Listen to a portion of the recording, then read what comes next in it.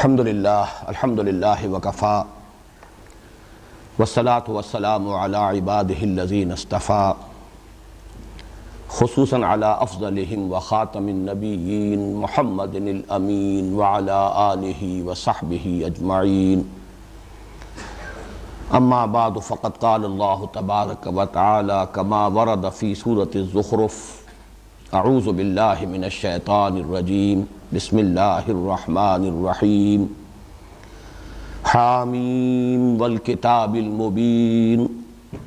انا جعلناہ قرآنا عربیا لعلکم تعقلون وانہ لفی ام الکتاب لدینا لعلی حکیم وقال تبارک وتعالی کما ورد فی سورة الواقعہ فلا اقسم بمواقع النجوم وانه لقسم لو تعلمون عظیم انه لقرآن کریم فی کتاب مکنون لا یمسه الا المطہرون تنزیل من رب العالمین وقال عز وجل کما ورد فی سورة البروج بل هو قرآن مجید فی لوح محفوظ صدق اللہ العظیم رب اشرح لی صدری ویسر لی امری واحلل عقدۃ من لسانی یفقہوا قولی اللہم ربنا الہمنا رشدنا واعذنا من شرور انفسنا اللہم ارنا الحق حقا وارزقنا اتباعہ وارنا الباطل باطلا وارزقنا اجتنابہ اللہم ارحمنا بالقرآن العظیم واجعلہ لنا اماما ونورا وہدا ورحمہ اللہم ذکرنا منہ ما نسینا وعلمنا منہ ما جہلنا وارزقنا تلاوتہ آناء اللیل وآناء النہار واجعلہ لنا حجتا یا رب العالمین آمین۔ تعارف قرآن کے سلسلے میں سب سے پہلی بات یہ کہ ہمارا ایمان یا عام اصطلاح کے مطابق ہمارا عقیدہ قرآن حکیم کے بارے میں کیا ہے۔ تین سادہ ترین جملوں میں قرآن حکیم سے متعلق جو ہمارا عقیدہ ہے اسے بیان کیا جا سکتا ہے۔ نمبر ایک، قرآن اللہ کا کلام ہے۔ نمبر دو، یہ محمد الرسول اللہ صلی اللہ علیہ وسلم پر نازل ہوا۔ اور نمبر تین، یہ ہر اعتبار سے محفوظ ہے اور کل کا کل من و عن موجود ہے۔ اس کی حفاظت کا ذمہ خود اللہ نے لیا ہے۔ یہ تین جملے ہمارے عقائد کی فہرست کے اعتبار سے کفایت کریں گے قرآن حکیم کے بارے میں ہمارے عقیدے پر۔ لیکن انہی تین جملوں کے بارے میں اگر ذرا تفصیل سے گفتگو کی جائے اور اس کے ساتھ ذرا گہرائی میں اتر کر غور کیا جائے تو کچھ علمی حقائق ہیں کہ جو سامنے آتے ہیں، اور میں یہ چاہتا ہوں کہ اس تمہیدی گفتگو میں ان میں سے بعض کی طرف اجمالاً اشارہ ہو جائے۔ سب سے پہلی بات کہ قرآن اللہ کا کلام ہے، یہ خود قرآن حکیم سے ثابت ہے۔ سورہ توبہ کی آیت نمبر 6 میں اللہ تعالیٰ نے نبی اکرم صلی اللہ علیہ وسلم سے فرمایا وَإِنْ أَحَدٌ مِّنَ الْمُشْرِكِينَ اسْتَجَارَكَ فَأَجِرْهُ حَتَّى يَسْمَعَ كَلَامَ اللَّهِ ثُمَّ أَبْلِغْهُ مَأْمَنَهُ۔ جب سورہ توبہ کی وہ ابتدائی 6 آیات نازل ہوئی ہیں جن میں آخری الٹیمیٹم دیا گیا مشرکین عرب کو کہ اشہر حرم کے خاتمے کے بعد تمہارا قتل عام شروع ہو جائے گا اگر تم ایمان نہ لائے، اس کے ضمن میں ایک ہدایت یہ دی گئی نبی اکرم صلی اللہ علیہ وسلم کو کہ جب یہ الٹیمیٹم دے دیا جائے تو پھر اگر مشرکین میں سے کوئی آپ کی پناہ طلب کرے کہ وہ آپ کے پاس آئے اور کلام اللہ کو سنے، جس چیز پر ایمان لانے کی دعوت دی جا رہی ہے اس کو وہ سمجھے، تو اسے پناہ دیجئے یہاں تک کہ وہ آپ کے پاس آئے، آپ کے پاس مقیم ہو، اللہ کا کلام سنے، پھر اسے اس کی امن کی جگہ تک پہنچا دیجئے۔ یعنی ایسا نہیں ہونا چاہیے کہ وہی اس سے مطالبہ کیا جائے کہ یہی فیصلہ کرو کہ آیا تم ایمان لاتے ہو یا نہیں۔ یہ بہت ہی منطقی اور بہت معقول بات ہے۔ اس وقت صرف اس میں کا حوالہ میں نے دیا ہے کلام اللہ کے الفاظ کے لیے ایک شہادت کے طور پر کہ حتیٰ یسمع کلام اللہ، یہاں تک کہ وہ اللہ کے کلام کو سن لیں۔ اب اسی میں در حقیقت قرآن حکیم کی اصل عظمت کا راز مضمر ہے۔ کلام متکلم کی صفت ہوتا ہے اور کلام میں متکلم کی پوری شخصیت حویدہ ہوتی ہے۔ چنانچہ آپ کسی بھی انسان کا کلام سن کر اندازہ کر سکتے ہیں کہ اس کے علم، فہم، شعور، اس کی سطح کیا ہے۔ آیا کوئی مہذب انسان ہے، تعلیم یافتہ انسان ہے، متمدن انسان ہے، یا کوئی اجڑ ہے، گوار ہے۔ چند جملے جو ہیں وہ کفایت کرتے ہیں، اس لیے کہ کلام میں متکلم کی پوری شخصیت حویدہ ہوتی ہے۔ اس اعتبار سے در حقیقت یہ کلام اللہ، اللہ تعالیٰ کی جملہ صفات کا مظہر ہے۔ ان میں اللہ تعالیٰ کی اس میں جملہ صفات ظاہر ہوتی ہیں، اور اسی کو نہایت خوبصورت انداز میں علامہ اقبال نے کہا ہے، فاش گویم آنچ در دل مضمر است، این کتابیں نیست چیزیں دیگر است، مثل حق پنہاؤ ہم پیداستو، زندہ و پائندہ و گویاستو۔ میں صاف ہی کہہ دیتا ہوں جو میرے دل میں چھپی ہوئی بات ہے۔ فاش گویم آنچ در دل مضمر است، این کتابیں نیست چیزیں دیگر است۔ یہ قرآن کتاب نہیں ہے، کچھ اور شے ہے۔ ویسے تو یہ جو مصرع ہے، این کتابیں نیست چیزیں دیگر است، مختلف مفاہیم کے لیے، مختلف معنی کے لیے اس کا حوالہ دے دیا جاتا ہے، لیکن یہاں قابل غور بات یہ ہے کہ اس کے فوراً بعد جو شعر ہے علامہ کا، اس میں اس کے چیزیں دیگر ہونے کا کون سا پہلو واضح کیا جا رہا ہے؟ مثل حق پنہاؤ ہم پیداستو، ذات حق سبحانہ و تعالی، ذالک بان اللہ هو الحق، ذات حق کے مثل، اسی کی طرح، مثل حق پنہاؤ ہم پیداستو۔ اس میں اشارہ ہو گیا در حقیقت سورہ حدید کی اس آیت کی طرف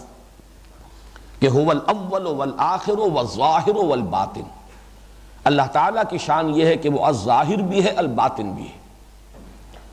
اسی طریقے سے علامہ کہتے ہیں کہ مثل حق پنہاؤ ہم پیداستو، یہی شان اس قرآن کی بھی ہے۔ اور زندہ و پائندہ و گویاستو،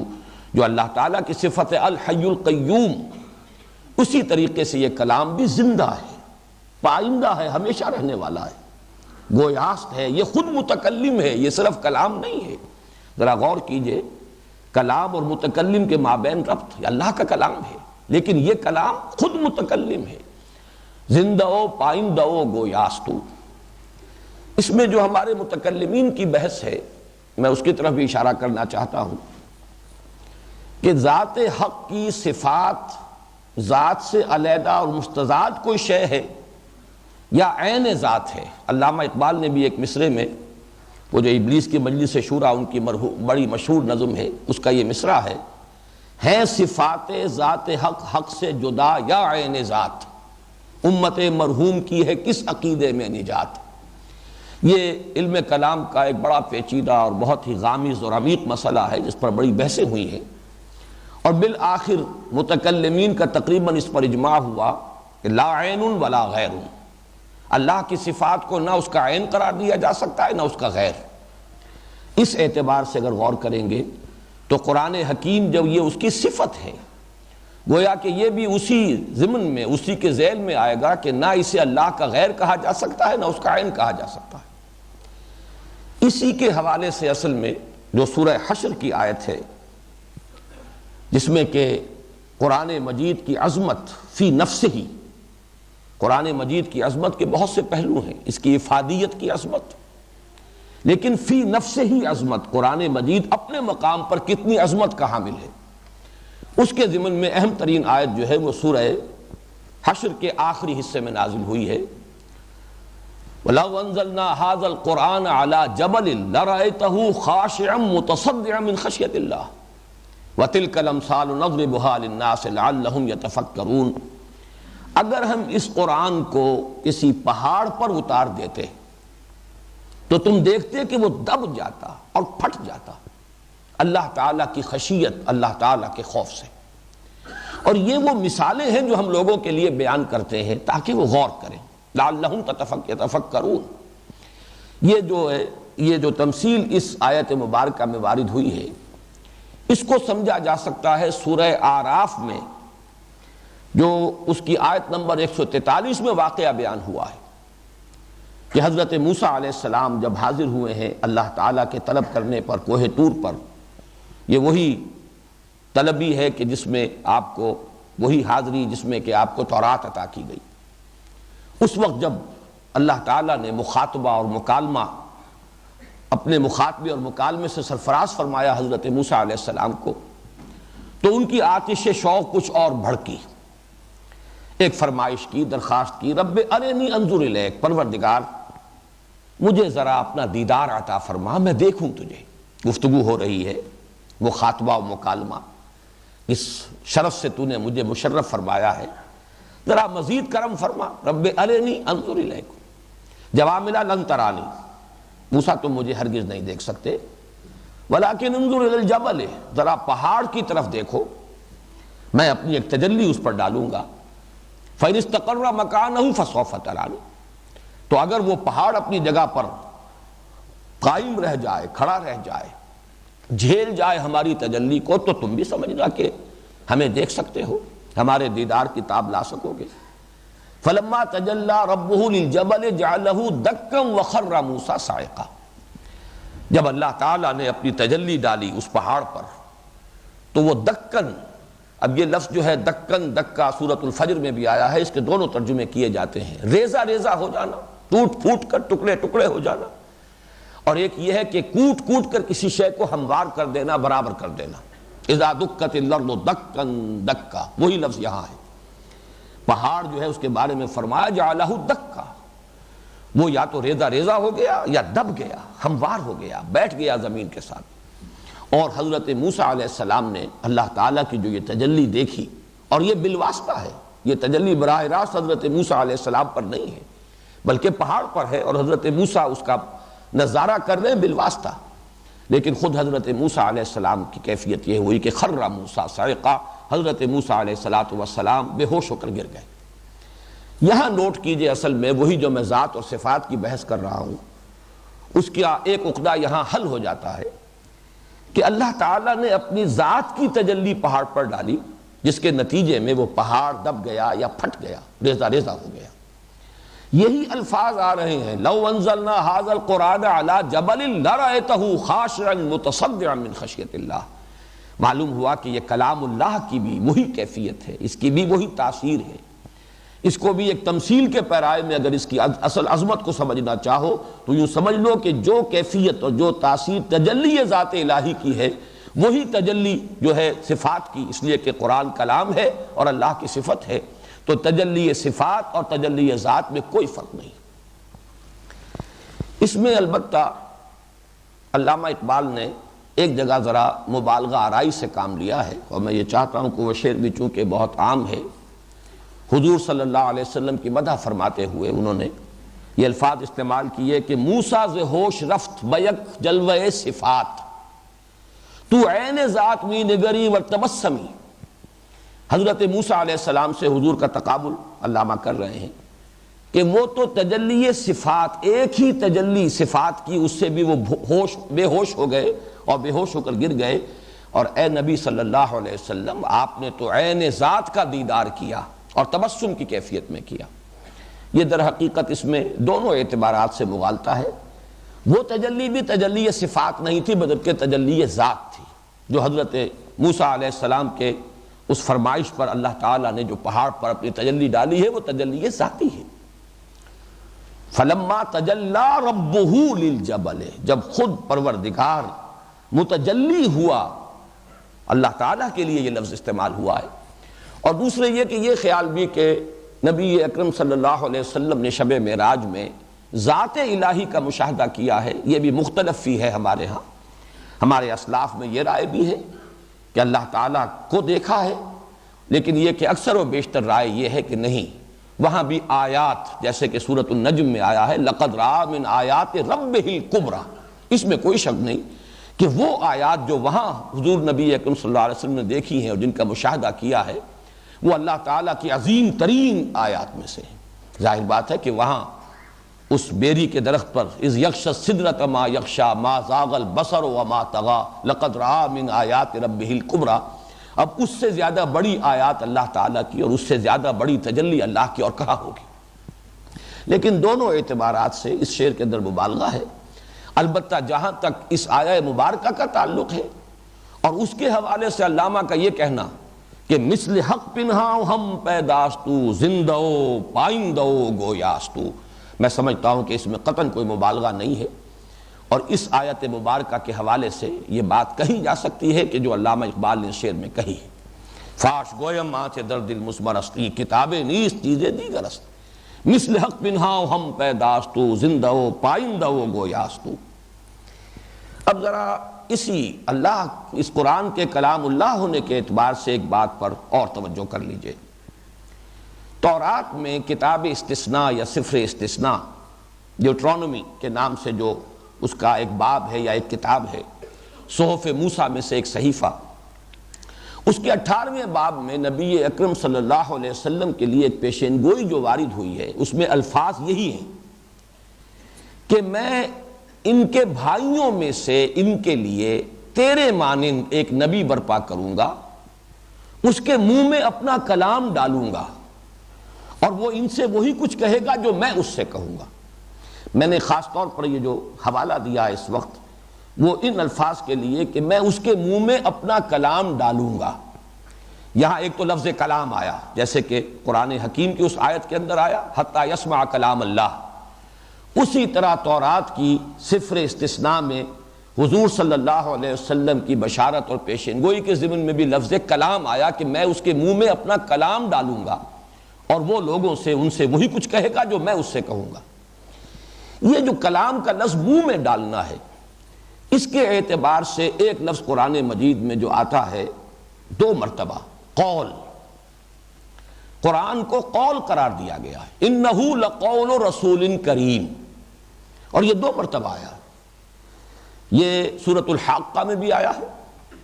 انہ لقول رسول کریم وما هو بقول شاعر قلیلا ما تؤمنون ولا بقول کاہن قلیلا ما تذکرون، اور پھر سورہ تکویر میں بھی آیا ہے انہ لقول رسول کریم ذی قوت عند ذی العرش مکین مطاع ثم امین وما صاحبکم بمجنون، اور اسی میں آگے چل کر آتا ہے وما هو بقول شیطان الرجیم، صدق اللہ العظیم۔ تو نوٹ کرنے کی بات یہ ہے کہ ایک جگہ پر تقریباً اس پر اجماع ہے، حضرت جبرائیل کا ذکر ہے انہ لقول رسول کریم ذی قوت عند ذی العرش مکین مطاع ثم امین، سورہ تکویر میں اس میں کوئی اختلاف نہیں ہو سکتا کہ یہاں حضرت جبرائیل علیہ السلام کا تذکرہ ہو رہا ہے، گویا کہ قرآن کو ان کا قول قرار دیا گیا۔ اور سورۃ الحاقہ میں یہ نبی اکرم صلی اللہ علیہ وسلم کا قول قرار دیا جا رہا ہے انہ لقول رسول کریم وما هو بقول شاعر۔ اب ظاہر بات ہے کہ یہاں جن چیزوں کی نفی کی جا رہی ہے یہ کسی شاعر کا قول نہیں ہے، ولا بقول کاہن، یہ کسی کاہن کا قول نہیں ہے، یہاں پر یقیناً رسول کریم سے مراد محمد الرسول اللہ صلی اللہ علیہ وسلم ہے۔ یوں سمجھیے کہ اللہ کا کلام پہلے وہ حضرت جبرائیل پر نازل ہوا، اور گویا کہ اگر میں وہی کتاب استثناء کے الفاظ اگر استعمال کروں اور بورو کروں، یہاں اللہ نے اپنا کلام ان کے منہ میں ڈالا۔ ان کا منہ ظاہر بات ہے کہ ہم اس کا کوئی خیال نہیں کر سکتے، کوئی تصور نہیں کر سکتے، وہ بہت بڑے فرشتے ہیں، جلیل القدر فرشتے ہیں، لیکن یہ کہ قول کا لفظ جب استعمال ہوا ہے تو یہ کلام الہی ابتداءً حضرت جبرائیل کے قول کی شکل میں ہوا، اور پھر حضرت جبرائیل کے ذریعے سے یہ محمد الرسول اللہ صلی اللہ علیہ وسلم کے آپ کے منہ میں ڈالا گیا ہے، اور وہاں سے بھی قول محمد صلی اللہ علیہ وسلم کی حیثیت سے لوگوں کے سامنے آیا، اس لیے کہ آپ ہی کی زبان مبارک سے ادا ہوا ہے، لوگوں نے صرف آپ ہی کی زبان مبارک سے سنا ہے۔ تو یہ قول جو ہے یہ قول شاعر نہیں، یہ قول کاہن نہیں، یہ قول شیطان الرجیم نہیں، بلکہ یہ قول رسول کریم ہے، اور قول رسول کریم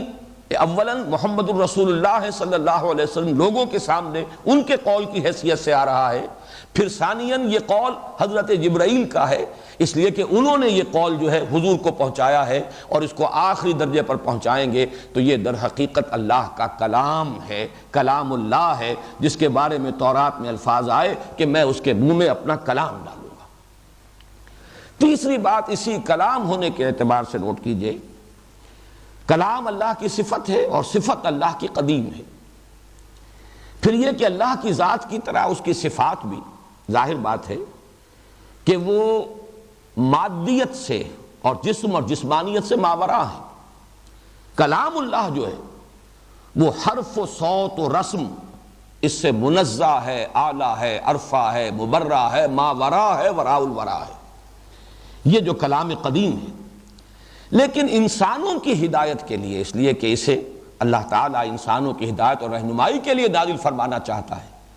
لہذا اس نے پھر حروف و اصوات کا جامہ پہنا، حروف اور اصوات کی شکل اختیار کی، اور پھر یہ اللہ ہی کے پاس لوح محفوظ میں، یا جسے ام الکتاب کہا گیا ہے یا جسے کتاب مکنون کہا گیا ہے، یہ وہاں درج ہے، اصل میں یہ وہاں لکھا ہوا ہے۔ ہمارے پاس جو کچھ ہے، یہ قرآن مجید، یہ مصحف، یہ اس کی نقل ہے مطابق اصل، جسے آپ کہتے ہیں کہ ایک سرٹیفائیڈ کاپی ہے، یہ ہمارے پاس نقول ہے مصدقہ رسول، لیکن یہ کہ اصل میں اصل کتاب کہاں ہے؟ اسی لیے میں نے وہ آج آیات جو ہیں وہ تلاوت کی تھی، جیسے سورہ بروج میں فرمایا بل ہوا قرآن مجید فی لوح محفوظ، یہ تو قرآن ہے بڑا بزرگ و برتر اور یہ اس لوح محفوظ میں ہے۔ اسی کو فرمایا گیا انہ لقرآن کریم فی کتاب مکنون لا یمسہ الا المطہرون، یہ تو ایک کتاب ہے بڑی کریم، بہت باعزت، اور ایک ایسی کتاب میں جو چھپی ہوئی ہے۔ تمہارے پاس جو مصحف ہے وہ تو اس کی ایک نقل ہے، نقل مطابق اصل، مصدقہ نقل ہے۔ اصل کتاب تو وہ کتاب مکنون ہے، چھپی ہوئی کتاب، لا یمسہ الا المطہرون، اسے تو چھو ہی نہیں سکتے مگر صرف وہ کہ جو بہت ہی پاک کر دیے گئے، مطہر، انتہائی پاک کی ہوئی ہستیاں، یعنی ملائکہ مقربین جو ہیں وہی ہیں۔ فی صحف مکرمۃ مرفوعۃ مطہرۃ بایدی سفرۃ کرام بررہ، در حقیقت یہ کتاب مکنون جو ہے وہ ان کے پاس ہے، وہ تو تمہاری رسائی سے بہت بعید ہے، ماورا ہے۔ ہاں میں پھر وہی الفاظ استعمال کر رہا ہوں، یہ اس کی در حقیقت نقل مطابق اصل ہے کہ جو تمہیں عطا کی گئی ہے۔ یہی بات ہے جو کہی گئی ہے سورہ زخرف میں وَإِنَّهُ لَفِي أُمِّ الْكِتَابِ لَدَيْنَا لَعَلِيٌّ حَكِيمٌ، یہ تو در حقیقت اس اصل کتاب میں، اب کا لفظ کہتے ہیں جڑ کے لیے، اساس کے لیے، بنیاد کے لیے، اس کتاب کی اصل اساس وہ لوح محفوظ میں ہے، کتاب مکنون میں ہے، وہ ہے اس کی اصل جڑ، وہ ہے اس کی اصل بنیاد۔ اسی لیے ماں کے لیے لفظ ہے، اس لیے کہ ظاہر بات ہے کہ اسی کے بطن سے ولادت ہوتی ہے اولاد کی، وہ گویا کہ بمنزلہ اساس ہے۔ تو انہو لفی ام الکتاب، وہ ام الکتاب تو وہاں ہے، لدینا مزید وضاحت کر دی گئی، جو ہمارے پاس ہے،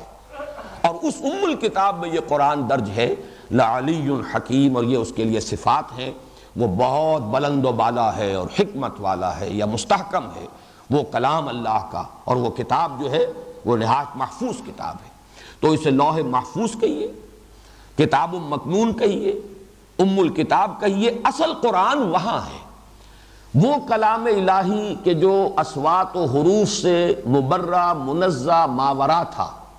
اس نے اصوات و حروف کا جامہ پہنا اسی عالم غیب میں، اسی عالم امر میں، اور وہاں جو اس کی اصل شکل ہے وہ ام الکتاب میں ہے، لوح محفوظ میں ہے، کتاب مکنون میں ہے۔ البتہ پھر یہ کہ اس کا تنزیل اس کی ہوئی ہے، اور وہ تنزیل محمد الرسول اللہ صلی اللہ علیہ وسلم پر ہوئی، اس پر ہم بعد میں ابھی غور کریں گے، اور وہ ہے کہ جو ہمارے پاس وہ ایک اس کی نقول مصدقہ مصاحف کی شکل میں موجود ہے۔ ایک بات اور اس میں عرض کرنا چاہتا ہوں، اگرچہ مجھے اندازہ ہو رہا ہے کہ بات ذرا پھیل رہی ہے۔ جب میں نے یہ عرض کیا کہ قرآن اللہ کا کلام ہے، تو اثناء درس میں چونکہ ہم ایک دور تو درس کا مکمل کر چکے ہیں، سورہ شورا میں سے ہم گزرے، اور سورہ شورا میں ایک بڑی عظیم آیت ہے، اللہ تعالیٰ انسان سے کس طرح سے ہم کلام ہوتا ہے، اس کی 3 شکلیں بیان ہوئی۔ وما كان لبشر ان يكلمه الله الا وحيا او من وراء حجاب او يرسل رسولا فيوحي باذنه ما يشاء. کسی انسان کا یہ مقام نہیں ہے، کسی انسان کے لیے یہ ممکن نہیں ہے. نوٹ کرنے کی بات یہ ہے کہ یہ نہیں فرمایا کہ اللہ کے لیے یہ ممکن نہیں ہے. ما کان لبشر، اللہ تو ہر شے پر قادر ہے، اللہ جو چاہے کر سکتا ہے، اللہ کی قدرت سے کوئی چیز بعید نہیں ہے، لیکن انسان کا مقام یہ نہیں ہے. وما کان لبشر ان یکلمہ اللہ، کسی بشر کا یہ مقام نہیں ہے، کسی بشر کی یہ حیثیت نہیں ہے، کسی بشر کا یہ مرتبہ نہیں ہے کہ اللہ اس سے کلام کرے سوائے 3 صورتوں کے. وما کان لبشر ان یکلمہ اللہ الا وحیا، یا تو وحی کے ذریعے سے، او من وراء حجاب، یا پردے کے پیچھے سے، او یرسل رسولا فیوحی باذنہ ما یشاء، یا وہ بھیجتا ہے کسی رسول کو، کسی اپنے پیغامبر کو، کسی اپنے ایلچی کو، یعنی رسول ملک فرشتوں میں سے اپنے پیغامبر کو، پھر وہ وحی کرتا ہے جو بھی اللہ چاہتا ہے. فیوحی باذنہ، اللہ کے حکم سے، اللہ کے اذن سے، ما یشاء، جو اللہ چاہتا ہے. اب یہ 3 شکلیں کلام الہی کی ہمارے سامنے آئی ہیں. ان میں 2 تو ہوئی جن کے لیے لفظ وحی آ رہا ہے، الا وحیا، اور آخری او یرسل رسولا فیوحی باذنہ ما یشاء. درمیان میں ایک شکل آئی ہے من وراء حجاب. یہ من وراء حجاب چونکہ میں تذکرہ کر چکا ہوں سورہ اعراف میں آیت نمبر 143 میں،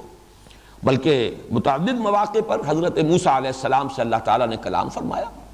پہلی مرتبہ جب حاضری ہوئی تھی، جب آگ کی تلاش میں پہنچے تھے کوہ طور پر، وہاں پر مخاطبہ ہوا. یہ مخاطبہ اور مکالمہ الہی جو ہے حضرت موسیٰ کے ساتھ من وراء حجاب، پردے کے پیچھے سے تھا. اسی لیے تو وہ آتش شوق بھڑکی تھی کہ کیا قیامت ہے کہ چلمن سے لگے بیٹھے ہیں، صاف چھپتے بھی نہیں، سامنے آتے بھی نہیں. ظاہر بات ہے جب ہم کلام ہونے کا شرف عطا ہو رہا ہے تو ایک قدم اور ہے بس کہ مجھے دیدار بھی عطا ہو جائے. لیکن یہ من وراء حجاب، اور وہ حجاب قائم رہا. نبی اکرم صلی اللہ علیہ وسلم سے یہی مخاطبہ شب معراج میں ہوا من وراء حجاب. بعض حضرات کی رائے میں عرض کر چکا ہوں کہ ان کا یہ خیال ہے کہ حضور نے دیدار جو ہے حاصل ہوا ہے اللہ کا، ذات الہی کا دیدار. لیکن میری رائے سلف میں سے انہی حضرات کے ساتھ ہے جن میں حضرت عائشہ صدیقہ بڑی اہمیت کی حامل ہے. انہوں نے حضور صلی اللہ علیہ وسلم سے بھی ان چیزوں پر استفسار لازماً کیا ہوگا. جو بات ان کی ہے وہ تو تقریباً ہم یقین کے درجے میں کہہ سکتے ہیں کہ وہ مرفوع ہے محمد الرسول اللہ صلی اللہ علیہ وسلم سے. نور انا یرا، اللہ تو نور ہے، اسے کیسے دیکھا جا سکتا ہے؟ نور تو دوسری چیزوں کو دیکھنے کا ذریعہ بنتا ہے، نور کیسے دیکھا جا سکتا ہے؟ نور انا یرا.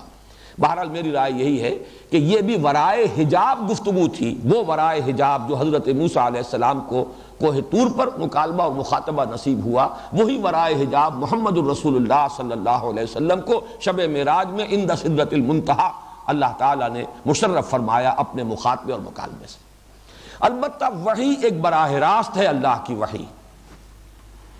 بغیر اس کے کہ فرشتہ درمیان میں ہو. دوسری وحی ہے کہ جو فرشتے کے ذریعے سے ہے. اور قرآن مجید سے زیادہ جس بات کی طرف رہنمائی ملتی ہے وہ یہ ہے کہ قرآن وحی ہے بواسطہ ملک. نزل بہ الروح الامین علی قلبک فإنہ نزلہ علی قلبک. حضرت جبرائیل علیہ السلام اور فرشتے ہی کی وساطت سے یہ وحی ہوئی ہے محمد الرسول اللہ صلی اللہ علیہ وسلم پر. البتہ یہ کہ براہ راست وحی بغیر فرشتے کے وحی دل میں کسی بات کا اللہ تعالیٰ کی طرف سے ڈال دیا جانا، الہام،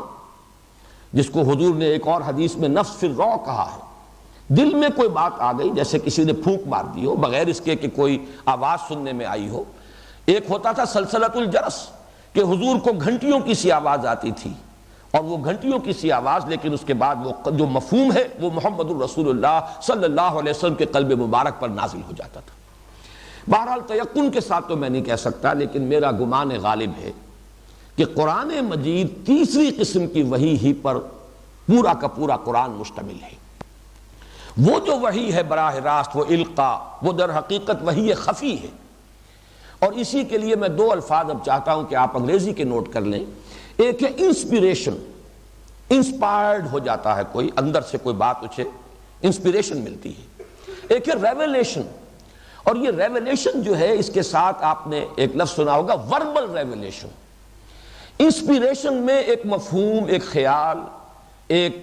کوئی آپ جو بھی اسے آپ کہیں ایک تصور انسان کے اندر خود بخود آ گیا، اس کے ذہن میں، اس کے قلب میں، یہ انسپیریشن ہے. ریویلیشن ہے کوئی باقاعدہ کسی چیز کا کسی پر ریویل کیا جانا. اور اس میں بھی چونکہ ایک بڑی بحث چلتی ہے عیسائیوں کے ہاں، وہ ریویلیشن کو مانتے ہیں کہ وہ وربل ریویلیشن نہیں تھی بلکہ صرف ایک مفہوم ہے کہ جو انبیاء کے قلوب پر نازل کیا جاتا تھا وہ انہیں اپنے الفاظ میں ادا کرتے تھے. جبکہ ہمارے ہاں مستقل عقیدہ ہے اجماعی کہ یہ اللہ کا کلام ہے جو نازل ہوا ہے محمد الرسول اللہ صلی اللہ علیہ وسلم پر. یہ لفظاً بھی وحی ہے، معناً بھی وحی ہے. لفظاً بھی اللہ کا کلام ہے، معناً بھی اللہ کا کلام ہے. یہ وربل ریولیشن ہے. اس کے ضمن میں وہ ایک دلچسپ واقعہ جو لاہور ہی میں ہوا، کبھی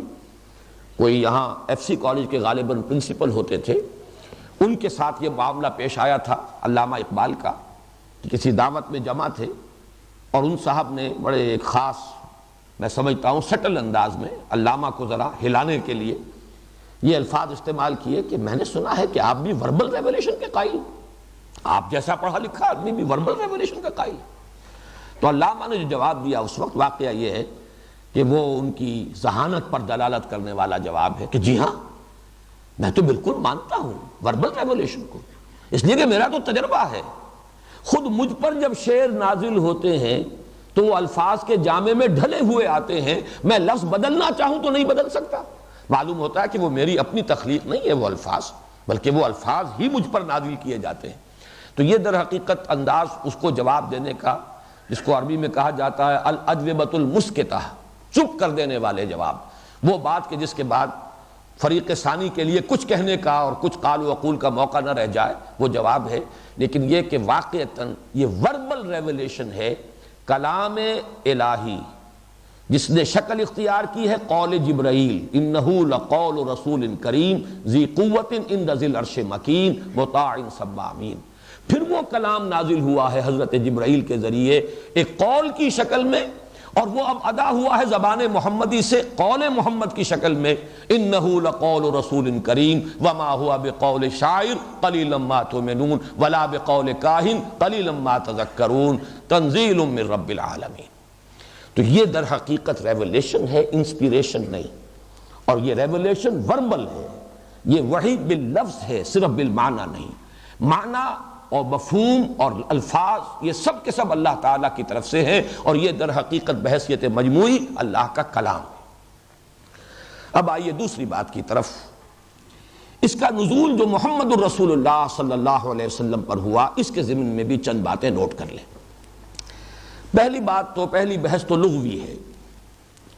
یہ لفظ نزل ینزل ثلاثی مجرد میں بھی آتا ہے، اترنا، یہ فعل لازم ہے، خود اترنا. یہ لفظ بھی قرآن مجید کے لیے آیا ہے قرآن میں، وَبِالْحَقِّ أَنزَلْنَاهُ وَبِالْحَقِّ نَزَلَ،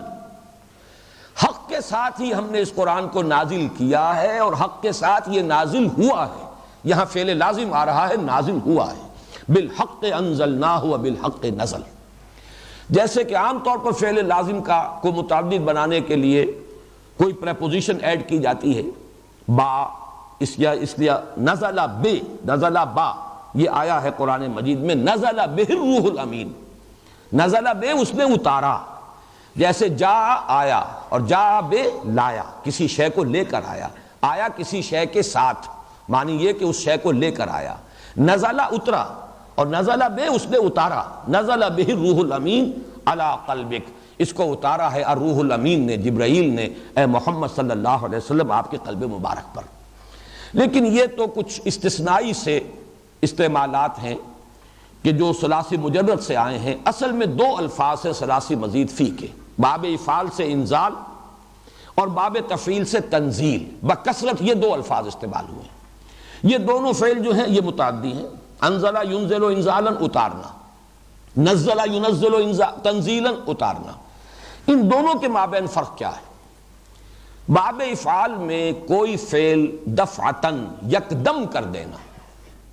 باب تفعیل میں وہی فعل جب آئے گا تدریجاً، اہتمام کے ساتھ، توجہ کے ساتھ، محنت کے ساتھ،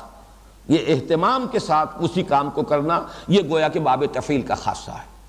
جس کی ایک مثال ہے اعلام، بتا دینا، انفارمیشن۔ مکتب الاعلام انکوائری آفس یا انفارمیشن آفس، آپ نے کوئی چیز جا کے پوچھی، جواب دے دیا گیا، یہ اعلام ہے۔ استعلام ہوگا علم حاصل کرنا، اعلام بتا دینا۔ اور تعلیم، اب تعلیم کو ہر شخص جانتا ہے، وہ تو ذہن نشین کرنا، تھوڑا تھوڑا کر کے اتارنا، پہلے ایک بات سمجھا دینا، اگلی بات اس کے بعد درجہ بدرجہ اس کا فہم جو ہے اس کی سطح جو ہے بلند سے بلند تر ہو۔ تو اعلام اور تعلیم، ان دونوں کے درمیان جو فرق ہے، اس کے حوالے سے انزال اور تنزیل کے فرق کو بہت ہی نمایاں اور بہت جامعیت کے ساتھ سمجھا جا سکتا ہے۔ اب نوٹ کیجئے، قرآن مجید کے لیے اگرچہ لفظ انزال اور اس سے جو پھر مشتق ہوں گے انزلناہ، انا انزلناہ فی لیلۃ القدر،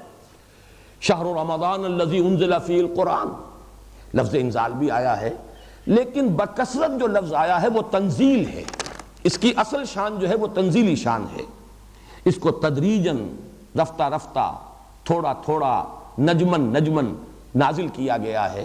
اس اعتبار سے قرآن مجید کی تنزیل کے لیے جو حضور صلی اللہ علیہ وسلم پر اس کا نزول ہے، اس کے لیے صحیح تر اور زیادہ مستعمل لفظ جو ہے قرآن حکیم میں وہ تنزیل ہے۔ البتہ اس میں یہ نوٹ کیجئے کہ جہاں لیلۃ القدر اور لیلہ مبارکہ کا ذکر ہے، انا انزلناہ فی لیلۃ القدر، انا انزلناہ فی لیلۃ مبارکۃ، یہ دو مقامات پر آیا ہے، ایک رات میں اتارنا، اس میں لفظ انزال آیا۔ اسی طرح ایک مہینہ، شہر رمضان الذی انزل فیہ القرآن، یہاں بھی انزال ہے۔ لیکن یہ کہ حضور صلی اللہ علیہ وسلم پر نزول کے لیے جہاں کہیں انزال بھی آ گیا ہے، اکثر و بیشتر تنزیل آیا ہے۔ اس کی وجہ کیا ہے اور اس کی تعویل کیا ہے؟ اس کی جو تعویل تقریباً مجمع علیہ ہے وہ یہ ہے، پورا قرآن دفعتاً، ایک ہی بار لوح محفوظ سے سمائے دنیا تک نازل کر دیا گیا لیلۃ القدر میں، اسی کو لیلہ مبارکہ کہا گیا ہے۔ اور وہ رمضان مبارک کی ایک چونکہ رات ہے، لہٰذا جب قرآن کے نزول کا ذکر ہوا رمضان مبارک میں، لیلۃ القدر میں، لیلہ مبارکہ میں، تو لفظ انزال آیا۔ پورا کا پورا قرآن لوح محفوظ سے نازل کر دیا گیا سمائے دنیا تک، یہاں سے اب وہ مسلسل نازل ہوتا رہا، تھوڑا تھوڑا، نجمن، چند آیات پھر چند آیات محمد الرسول اللہ صلی اللہ علیہ وسلم پر۔ لہذا حضور پر نزول کے لیے اکثر و بیشتر جو لفظ آتا ہے وہ تنزیل ہے، جس کے لیے بہت اہم جو آیت ہے جو قرآن مجید کی سورہ نساء کی آیت نمبر 135، یا ایھا الذین آمنوا آمنوا باللہ ورسولہ والکتاب الذی نزل علی رسولہ والکتاب الذی انزل من قبل، اے ایمان والو، ایمان لاؤ جیسے کہ ایمان لانے کا حق ہے اللہ پر اور اس کے رسول پر، اور اس کتاب پر بھی جو اس نے نازل فرمائی اپنے رسول پر صلی اللہ علیہ وسلم، اور اس کتاب پر بھی جو اس نے پہلے نازل کی تھی۔ تورات کے بارے میں آپ کو معلوم ہے کہ وہ تو لکھی ہوئی شکل میں، وہ تختیوں پر اس کو جو لکھی ہوئی تھی مکتوب شکل میں حضرت موسیٰ علیہ السلام کو دے دی گئی۔ وہ چونکہ دفعتاً واحدتاً دے دی گئی، جملتاً واحدہ دے دی گئی، لہذا اس کے لیے لفظ انزال آیا۔ یا ایھا الذین آمنوا آمنوا باللہ ورسولہ والکتاب الذی نزل علی رسولہ، یہ ہے قرآن مجید کی تنزیل۔ اس کتاب پر بھی ایمان لاؤ جو بطرز تنزیل نازل کی ہے اس نے اپنے بندے پر، اپنے رسول پر، محمد پر صلی اللہ علیہ وسلم، اور اس کتاب پر بھی ایمان لاؤ کہ جو اس نے پہلے نازل کی تھی، لیکن اس کے لیے لفظ انزال آیا۔ تو یہ تنزیل اور انزال یہاں ایک دوسرے کے بالکل مقابلے میں، تعرف الاشیاء بازدادہا، کسی شے کی اصل حقیقت کو سمجھنے کے لیے اس کی ضد اور اس کے مقابل کی شے سامنے آ جائے تو پھر اس کی حقیقت زیادہ اجاگر ہو جاتی ہے۔ تنزیل کی حکمت کیا ہے؟ یہ تھوڑا تھوڑا کر کے کیوں نازل کیا گیا؟ یہ ایک ہی بار کیوں نہیں نازل کر دیا گیا؟ اس کی دو حکمتیں قرآن مجید میں بیان ہوئی۔ ایک تو یہ کہ لوگ شاید تحمل نہ کر سکتے اس کا، لوگوں کے لیے بھی تھوڑا تھوڑا نازل ہونا تاکہ وہ اس کو سمجھیں، اس پر غور کریں، اسے حرز جان بنائیں، اس کے مطابق ان کے ذہن، ان کے فکر کی سطح بلند ہو۔ اس کو تدریجاً ہی کرنے میں ان کی حکمت اور ان کی مصلحت پیش نظر تھی۔ چنانچہ یہ حکمت بیان کی گئی ہے سورہ بنی اسرائیل میں آیت نمبر 106 میں وَقُرْآنًا فَرَقْنَاهُ لِتَقْرَأَهُ عَلَى النَّاسِ عَلَى مُكْثٍ وَنَزَّلْنَاهُ تَنزِيلًا، اور یہ قرآن وہ ہے جسے ہم نے ٹکڑے ٹکڑے کیا ہے، فرقناہ، مختلف ٹکڑوں میں تقسیم کر کے نازل کیا ہے تاکہ آپ اسے پڑھ کر سنائیں لوگوں کو تھوڑا تھوڑا، وقفے وقفے سے، تدریجاً۔ بارش اگر ایک دم بہت موسلادھار بارش ہو اس میں وہ برکات نہیں ہوتی جو ہلکی بارش اور تدریجاً ہو، تھوڑی تھوڑی بارش کہ جو زمین کے اندر جذب ہوتی چلی جائے۔ لیکن یہ کہ اگر دھواں دھار بارش جو ہو رہی ہے موسلادھار ایک بار، تو اس کا تو اکثر و بیشتر حصہ جو ہے وہ بہہ کر چلا جائے گا۔ تو یہ تدریجاً لِتَقْرَأَهُ عَلَى النَّاسِ عَلَى مُكْثٍ وَنَزَّلْنَاهُ تَنزِيلًا، یہ لوگوں کی مصلحت ہے ان کے لیے کہ یہ قرآن ان کے فہم میں اور ان کے باطن میں، ان کی شخصیتوں میں تدریجاً سرایت کرتا چلا جائے۔ اب یہ لفظ سرایت جب میری زبان پر آیا مجھے پھر علامہ اقبال کا وہ شعر یاد آ گیا، چوں بجاں در رفت جاں دیگر شود، جیسے بارش کا پانی جو ہے زمین میں جذب ہوتا ہے، چوں بجاں در رفت جاں دیگر شود، جاں چو دیگر شد جہاں دیگر شود، جب یہ قرآن کسی کے اندر اتر جاتا ہے، اس کی شخصیت میں سرایت کر جاتا ہے، اور اس کے سرایت کرنے کے لیے اس کا تدریجاً تھوڑا تھوڑا کر کے نازل کیا جانا ہی حکمت پر مبنی ہے۔ لیکن اس سے بھی زیادہ اہم بات وہ ہے جو سورہ فرقان میں کہی گئی ہے، اس لیے کہ وہاں باقاعدہ ایک اعتراض نقل ہوا ہے کفار کا، مشرکین مکہ کا، سرداران قریش کا۔ آیت نمبر 32 میں سورہ فرقان، وَقَالَ الَّذِينَ كَفَرُوا لَوْلَا نُزِّلَ عَلَيْهِ الْقُرْآنُ جُمْلَةً وَاحِدَةً كَذَلِكَ لِنُثَبِّتَ بِهِ فُؤَادَكَ وَرَتَّلْنَاهُ تَرْتِيلًا وَلَا يَأْتُونَكَ بِمَثَلٍ إِلَّا جِئْنَاكَ بِالْحَقِّ وَأَحْسَنَ تَفْسِيرًا۔ آیات 32 اور 33 سورۃ الفرقان۔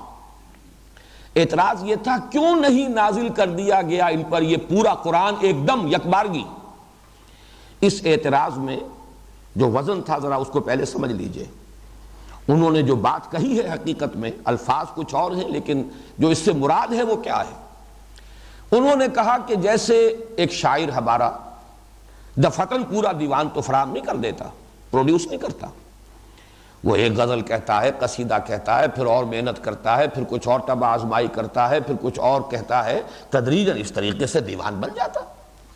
اسی طریقے سے محمد کر رہے ہیں صلی اللہ علیہ وسلم۔ اگر یہ اللہ کا کلام ہوتا تو پورا کا پورا ایک دم نازل ہو سکتا تھا۔ یہ تو در حقیقت انسان کی شان ہے یا انسان کی کیفیت ہے کہ وہ پوری کتاب دفعتاً واحدتاً تو وہ پروڈیوس نہیں کر سکتا۔ پورا دیوان کوئی شاعر جو ہے وہ ایک دن کے اندر تو اس نے نہیں کہا ہے، بلکہ اسے وقت لگتا ہے، تدریجاً وہ کہتا ہے، محنت کرتا ہے، کچھ تکلف بھی کرتا ہے، کچھ آورد کرتا ہے، کبھی آمد بھی ہو جاتی ہے، لیکن یہ کہ تدریجاً وہ کلام جو ہے پھر مدون ہوتا ہے دیوان کی شکل میں۔ تو یہ تو اسی طرح کی چیز ہے۔ لولا نزل علیہ القرآن جملۃ واحدہ، کیوں نہیں یکدم نازل ہو گیا؟ اب اس کا جواب دیا کذالک لنثبت بہ فؤادک، یہ ہم نے اس لیے کیا ہے نبی صلی اللہ علیہ وسلم کہ ہم اس کے ذریعے سے آپ کے دل کو تثبیت، جماؤ عطا کریں، یعنی وہ بات کہ جو عام انسانوں کی مصلحت میں ہے وہ خود محمد الرسول اللہ صلی اللہ علیہ وسلم کے لیے بھی مصلحت پر مبنی ہے کہ آپ کے لیے بھی شاید قرآن مجید یک بارگی اس کا تحمل کرنا مشکل ہو جاتا۔ لو انزلنا هذا القرآن على جبل لرأيته خاشعا متصدعا من خشیۃ اللہ، اور نوٹ کیجئے وہاں لفظ انزال آیا ہے، لو انزلنا هذا القرآن على جبل، اگر ہم اس پورے کے پورے قرآن کو دفعتاً پہاڑ پر نازل کر دیتے تم دیکھتے کہ وہ پھٹ جاتا، دب جاتا، خاشعا متصدعا من خشیۃ اللہ۔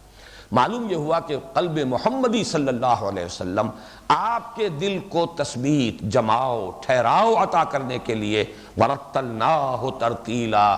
رتل کہتے ہیں چھوٹے پیمانے کو، چھوٹے چھوٹے ٹکڑے کرنا، ہم نے اس کو جیسے اتارا ہے بدرج ترتیل، تھوڑا تھوڑا کر کے اتارا ہے۔ اور فرمایا وَلَا يَأْتُونَكَ بِمَثَلٍ إِلَّا جِئْنَاكَ بِالْحَقِّ وَأَحْسَنَ تَفْسِيرًا، اس کے دونوں مفہوم ہو سکتے ہیں، اے نبی جو اعتراض بھی یہ کریں گے ہم اس کا بہترین جواب آپ کو عطا کر دیں گے، لیکن دوسرا مفہوم یہ بھی ہے کہ یہ ایک مسلسل کشاکش ہے جو آپ کے اور یہ مشرکین عرب کے درمیان چل رہی ہے۔ آج وہ ایک بات کہتے ہیں اسی وقت اسے اس کا جواب دیا جائے، تو یہ در حقیقت موضوع ہے آپ کی اس جد و جہد کے لیے۔ اگر یہ سارا کا سارا کلام الہی ایک ہی مرتبہ نازل ہو جاتا تو یہ حالات کے ساتھ اس کی مطابقت اور ان کی طرف سے پیش ہونے والے اعتراضات کا بروقت جواب دینا، اس میں جو اپنی جگہ پر موزونیت ہے اور اس میں اپنی جو تاثیر ہے، اس کے اندر جو اثر انداز ہونے کی کیفیت ہے وہ پھر حاصل نہ ہوتی۔ اس اعتبار سے قرآن مجید کو تدریجاً نازل کیا گیا بطرز تنزیل۔ حضور پر قرآن کے نزول کے ضمن میں اب دو چھوٹی چھوٹی چیزیں اور نوٹ کر لیجئے، یہ صرف معلومات کے ضمن کی باتیں ہیں۔ زمانہ نزول اس کا کیا ہے، اپنے ذہن میں اس کو جما لیجئے۔ ہم جس حساب سے بات کرنے کے عادی ہیں، سن عیسوی جو ہے اسی کے حساب سے ہمارا پورا ذہن کا صغرا کبرا بنا ہوا ہے، اس کے اعتبار سے نوٹ کر لیجئے کہ 610 عیسوی سے 632 عیسوی تک یہ 22 برس ہیں۔ شمسی سال چونکہ بڑا ہوتا ہے 9 دن، اس اعتبار سے وہ 23 نہیں 23 قمری بنیں گے، اور قمری بنیں گے یا تو 40 عام الفیل سے شروع کریں گے، یا یہ کہ قبل ہجرت 12 قبل ہجرت اور 11 ہجری تک وہ 23 سال بن جائیں گے۔ 23 سال قمری ہیں جن کے دوران یہ قرآن نازل ہوا بطرز تنزیل، تھوڑا تھوڑا کر کے۔ شمسی حساب سے یہ 22 برس ہیں۔ 610 عیسوی سے لے کر 632 عیسوی تک ان 22 سالوں کے دوران قرآن نازل ہوا۔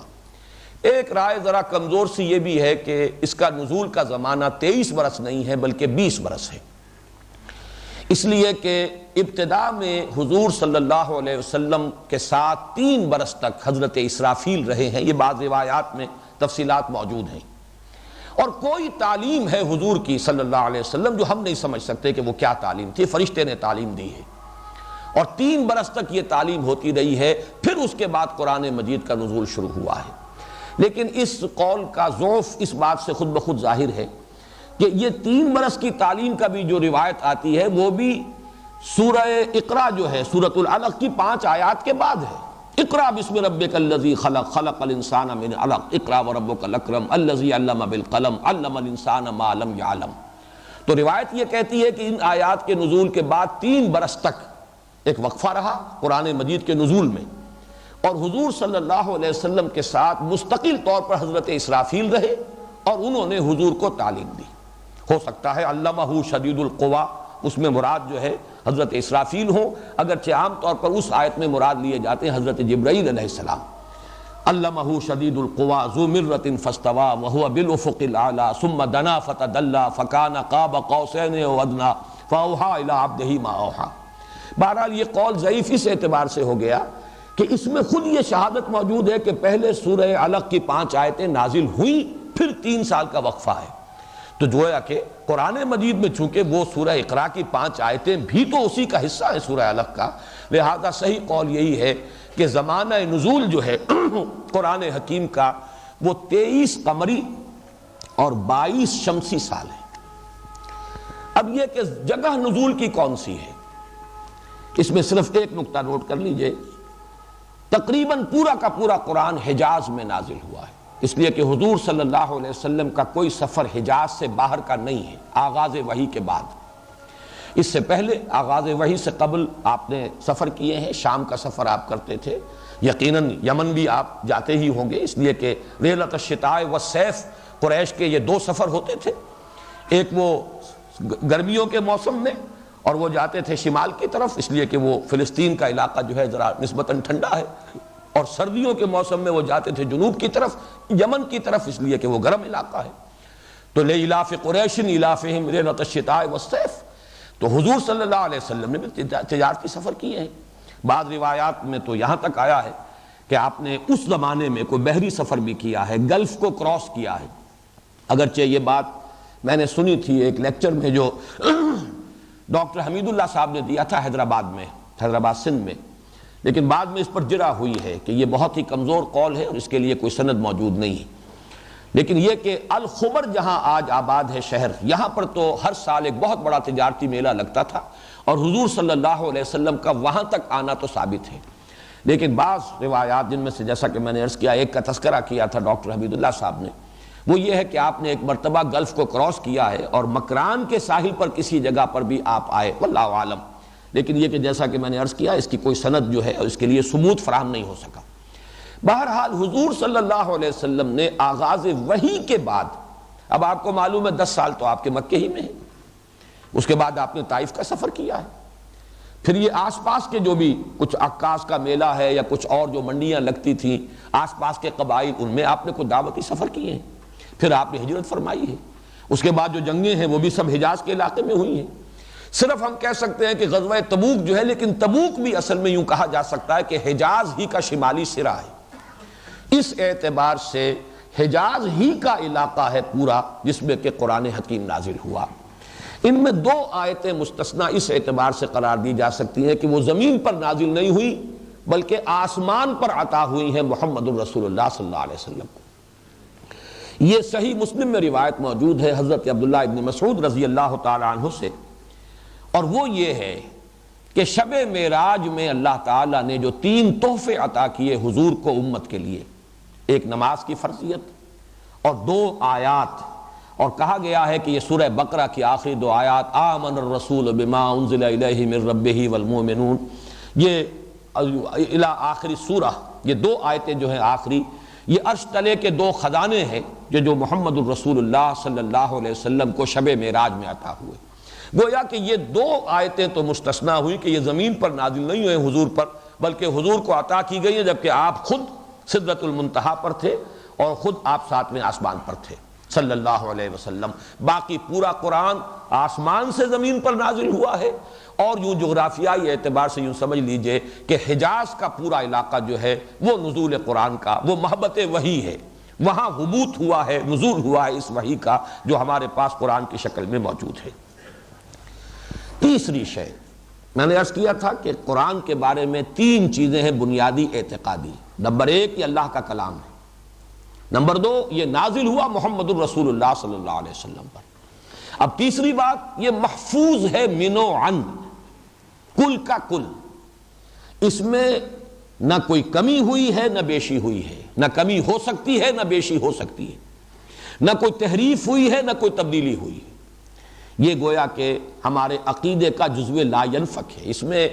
کوئی اشتباہ ہے جو اہل تشیع نے پیدا کیا ہے، لیکن ان کی بات بھی میں کچھ یقین کے ساتھ اس لیے نہیں کہہ سکتا کہ کہہ دے کو تو ان کا قول بھی یہی سامنے آتا ہے کہ ہم اس قرآن کو مانتے ہیں، محفوظ مانتے ہیں، لیکن یہ کہ ان کے عوام میں جو چیزیں مشہور ہیں کہ فلاں آیت اس میں سے نکال دی گئی اور فلاں صورت تھی حضرت علی رضی اللہ تعالیٰ عنہ کی مدح میں اور شان میں وہ اس میں سے نکال دی گئی وغیرہ وغیرہ، میں نہیں کہہ سکتا کہ یہ ان کے عوام الناس اور عوام کل انعام کی باتیں ہیں یا یہ کہ واقعتاً یہ ان کے اعتقادات میں شامل ہیں، لیکن یہ کہ بہرحال کم سے کم اہل سنت کا اجماعی عقیدہ ہے کہ یہ قرآن حکیم محفوظ ہے، کل کا کل من و عن ہمارے سامنے موجود ہے۔ اس کے لیے خود قرآن مجید سے جو گواہی ملتی ہے وہ سب سے زیادہ نمایاں تو سورہ قیامہ، لا تحرک بہ لسانک لتعجل بہ ان علینا جمعہ وقرآنہ فاذا قرأناہ فاتبع قرآنہ۔ حضور کو اللہ تعالیٰ نے ازراہ شفقت فرمایا آپ اپنے اوپر یہ مشقت نہ جھیلیے،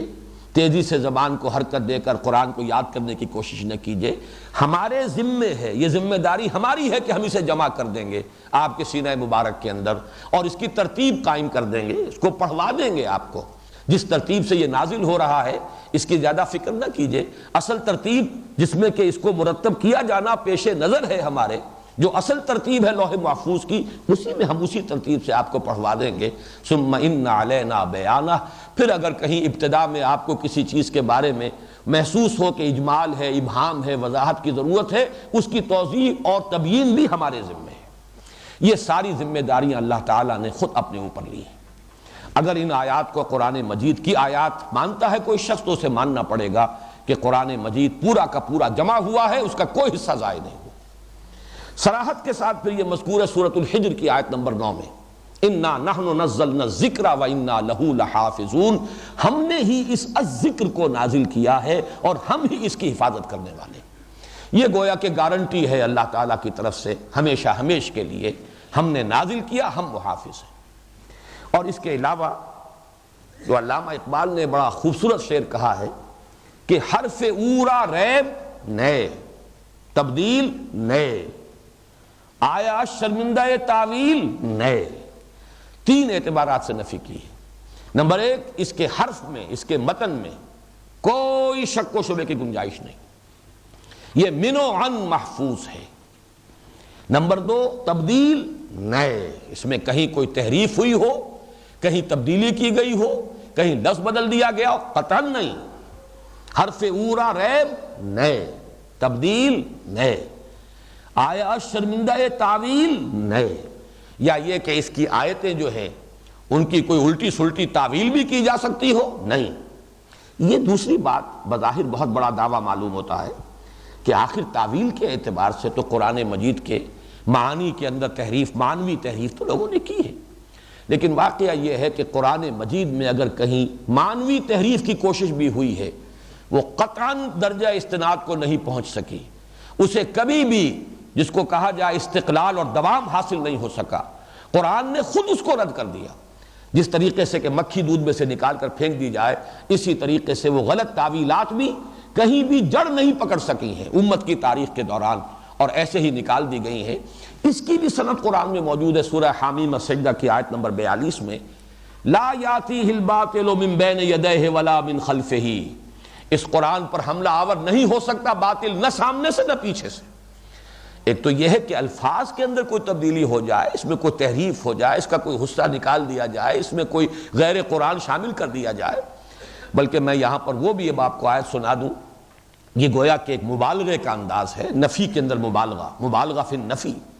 وَلَوْ تَقَوَّلَ عَلَيْنَا بَعْضَ الْأَقَاوِيلِ لَأَخَذْنَا مِنْهُ بِالْيَمِينِ ثُمَّ لَقَطَعْنَا مِنْهُ الْوَتِينَ فَمَا مِنْكُمْ مِنْ أَحَدٍ عَنْهُ حَاجِزِينَ، کہ کوئی اور تو کیا کرے گا اس میں کوئی اضافہ، اگر خود ہمارے نبی بالفرض محال، اگر ہمارے نبی محمد بھی اپنی طرف سے گھڑ کر کوئی چیز اس میں شامل کر دیں تو ہم ان کا داہنا ہاتھ پکڑیں گے اور ان کی شہرک کاٹ دیں گے، اور تم میں سے کوئی نہیں ہوگا کوئی بڑے سے بڑا ان کا محافظ اور حامی اور مددگار جو انہیں بچا سکے ہماری پکڑ سے۔ تو یہ تو محمد الرسول اللہ صلی اللہ علیہ وسلم کے لیے بھی یہاں اس شدت کے ساتھ نفی کر دی گئی، بلکہ جب کہا جاتا تھا کہ اس کو او بدل ہو، یہ مطالبہ کیا جاتا تھا، ایت بقرآن غیر ھذا او بدل ہو، اے نبی یہ قرآن جو ہے بہت ریجڈ ہے، محمد بڑا ہی ان کمپرومائزنگ ہے۔ کچھ تو بہرحال گیو اینڈ ٹیک سے دنیا میں معاملات ہوتے ہیں، کچھ آپ نرم پڑے کچھ ہم نرم پڑے، ودوا لو تدہنوا فیدہنون، یہ تو چاہتے ہیں نبی کہ آپ ذرا ڈھیلے ہو جائیں تو یہ بھی ڈھیلے ہو جائیں گے، لیکن یہ کہ ذرا آپ ترمیم کیجئے اس میں، ائت بقرآن غیر ھذا او بدل ہو، اس قرآن کے سوا کوئی اور قرآن لائیے، یا یہ کہ اس میں کچھ تبدیلی کیجئے، کچھ ترمیم کیجئے۔ قل ما یکون لی ان ابدلہ من تلقاء نفسی ان اتبع الا ما یوحی الی، اے نبی کہہ دیجئے میرے لیے ہرگز ممکن نہیں ہے کہ میں اپنے جی سے، اپنے خیال سے، اپنے ارادے سے اس کے اندر کوئی تبدیلی کر سکوں، میں تو خود پابند ہوں اس کا جو مجھ پر نازل کیا جا رہا ہے۔ یہ ہے قرآن مجید کی شان، لفظاً متناً معناً محفوظ۔ اب آئیے اگلی بحث ہے قرآن مجید کی زبان کیا ہے، اس زبان کی شان کیا ہے۔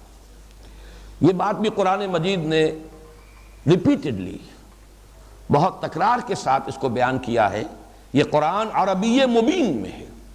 شست عربی، صاف عربی، کھلی عربی، سلیس عربی، عربی مبین، واضح عربی، بالکل صاف عربی زبان۔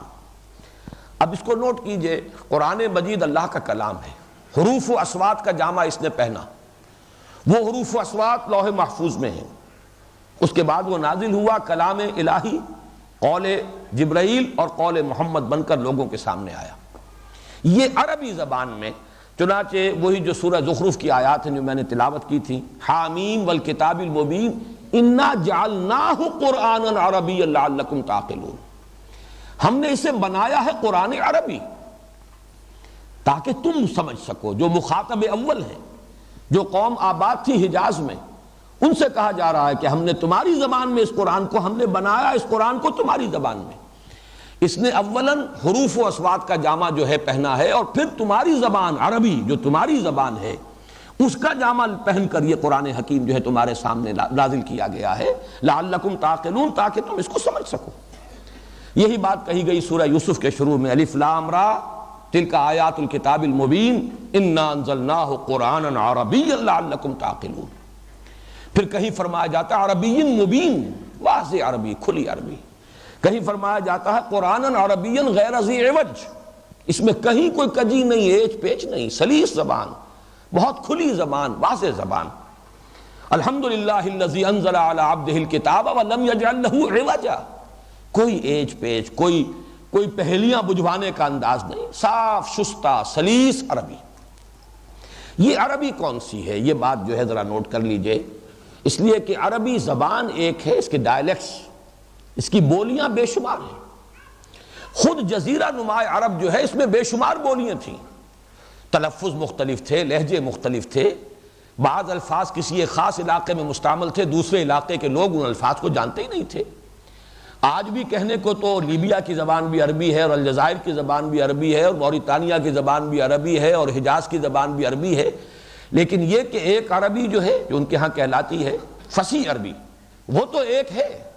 اور وہ در حقیقت اسی لیے ایک ہے کہ قرآن مجید نے اسے دوام عطا کیا ہے۔ یہ قرآن مجید کا احسان ہے عربی زبان پر، اس لیے کہ دنیا میں کوئی زبان ایسی نہیں ہے کہ جو 1400 برس تو بہرحال گزر چکے قرآن مجید کے نزول کو، کہ جو 1400 برس تک اس طریقے سے ایک ہی شان اور ایک ہی کیفیت کے ساتھ باقی رہے۔ آپ اردو زبان کو دیکھیے، 200 برس قبل کی اردو، بلکہ 100 برس قبل کی اردو، دکن کی اردو، وہاں سے آپ اس کی وہ اردو ہمیں آج سمجھ میں بھی نہیں آ سکتی، کتنی تبدیلی اس میں ہوئی ہے۔ اسی طریقے سے فارسی زبان، پرانی فارسی، پھر ایک اور فارسی تھی کہ جو عربوں کی آمد جو ہوئی ہے ایران میں اسلام کے ظہور کے بعد، پھر وہ فارسی کا رنگ بدلا، اب اس کو پھر بدلا گیا ہے، اس میں سے عربی الفاظ نکالے گئے ہیں، اس کو نیشنلائز کیا گیا ہے کہ اس میں سے عربی الفاظ جو ہیں ان کو نکال کر اور لہجے بھی بدل دیے گئے ہیں۔ آج بھی آپ کو معلوم ہے کہ ایک فارسی وہ ہے کہ جو افغانستان میں بولی جاتی ہے، وہ فارسی وہ ہے جو ہماری سمجھ میں آتی ہے، اس لیے کہ جو بھی فارسی یہاں پڑھائی جاتی تھی وہ فارسی تھی۔ آج جو فارسی پڑھائی جا رہی ہے ایران میں وہ بہت مختلف ہے اپنے لہجے میں بھی، اپنے الفاظ کے اعتبار سے بھی، لیکن عربی زبان فصیح زبان ایک ہے، اور یہ زبان اصل میں حجاز کے بدوؤں کی زبان تھی۔ پورا قرآن حکیم حجاز میں نازل ہوا، یہ میں عرض کر چکا ہوں۔ حجاز میں جو بادیہ نشین تھے، اس لیے کہ عربوں کا کہنا یہ تھا کہ خالص زبان بادیہ نشینوں کی ہے، شہر والوں کی نہیں ہے، اس لیے کہ مکہ شہر تھا اور مکے میں لوگ آتے تھے، قافلے آ رہے ہیں، جا رہے ہیں، ٹھہر رہے ہیں، جہاں اس طرح کی آمد و رفت ہو تو زبان خالص نہیں رہتی، غیر زبانوں کے الفاظ وہاں پہ شامل ہو جاتے ہیں اور مستعمل ہو جاتے ہیں، بول چال میں آ جاتے ہیں۔ خاص اس وجہ سے شرفاء جو تھے مکے کے، وہ اپنے بچوں کو جو بھیج دیتے تھے پیدائش کے فوراً بعد، ایک تو یہ کہ وہ جو ان کے ہاں دودھ پلانے کا معاملہ تھا، اور پھر یہ کہ تاکہ ان کی زبان صاف رہے، خالص عربی زبان رہے، وہ ہر ملاوٹ سے پاک رہے، تو قرآن مجید حجاز کے بادیہ نشینوں کی زبان میں نازل ہوا ہے۔ البتہ یہ کہ یہ ثابت ہے، اور اس پر علامہ جلال الدین سیوطی نے تو لمبی لمبی فہرستیں بھی مرتب کرنی ہیں، یہ ثابت ہے کہ کچھ الفاظ جو دوسرے قبائل اور دوسرے علاقوں کی زبانوں کے ہیں وہ بھی قرآن مجید میں آئے ہیں، بلکہ ایک اگرچہ مختلف فی بحث ہے، اس میں اختلاف ہے، لیکن اتفاق تقریباً اسی پر اجماع ہے تقریباً کہ غیر عربی زبان کے الفاظ بھی قرآن مجید میں آئے ہیں جو معرب ہو گئے۔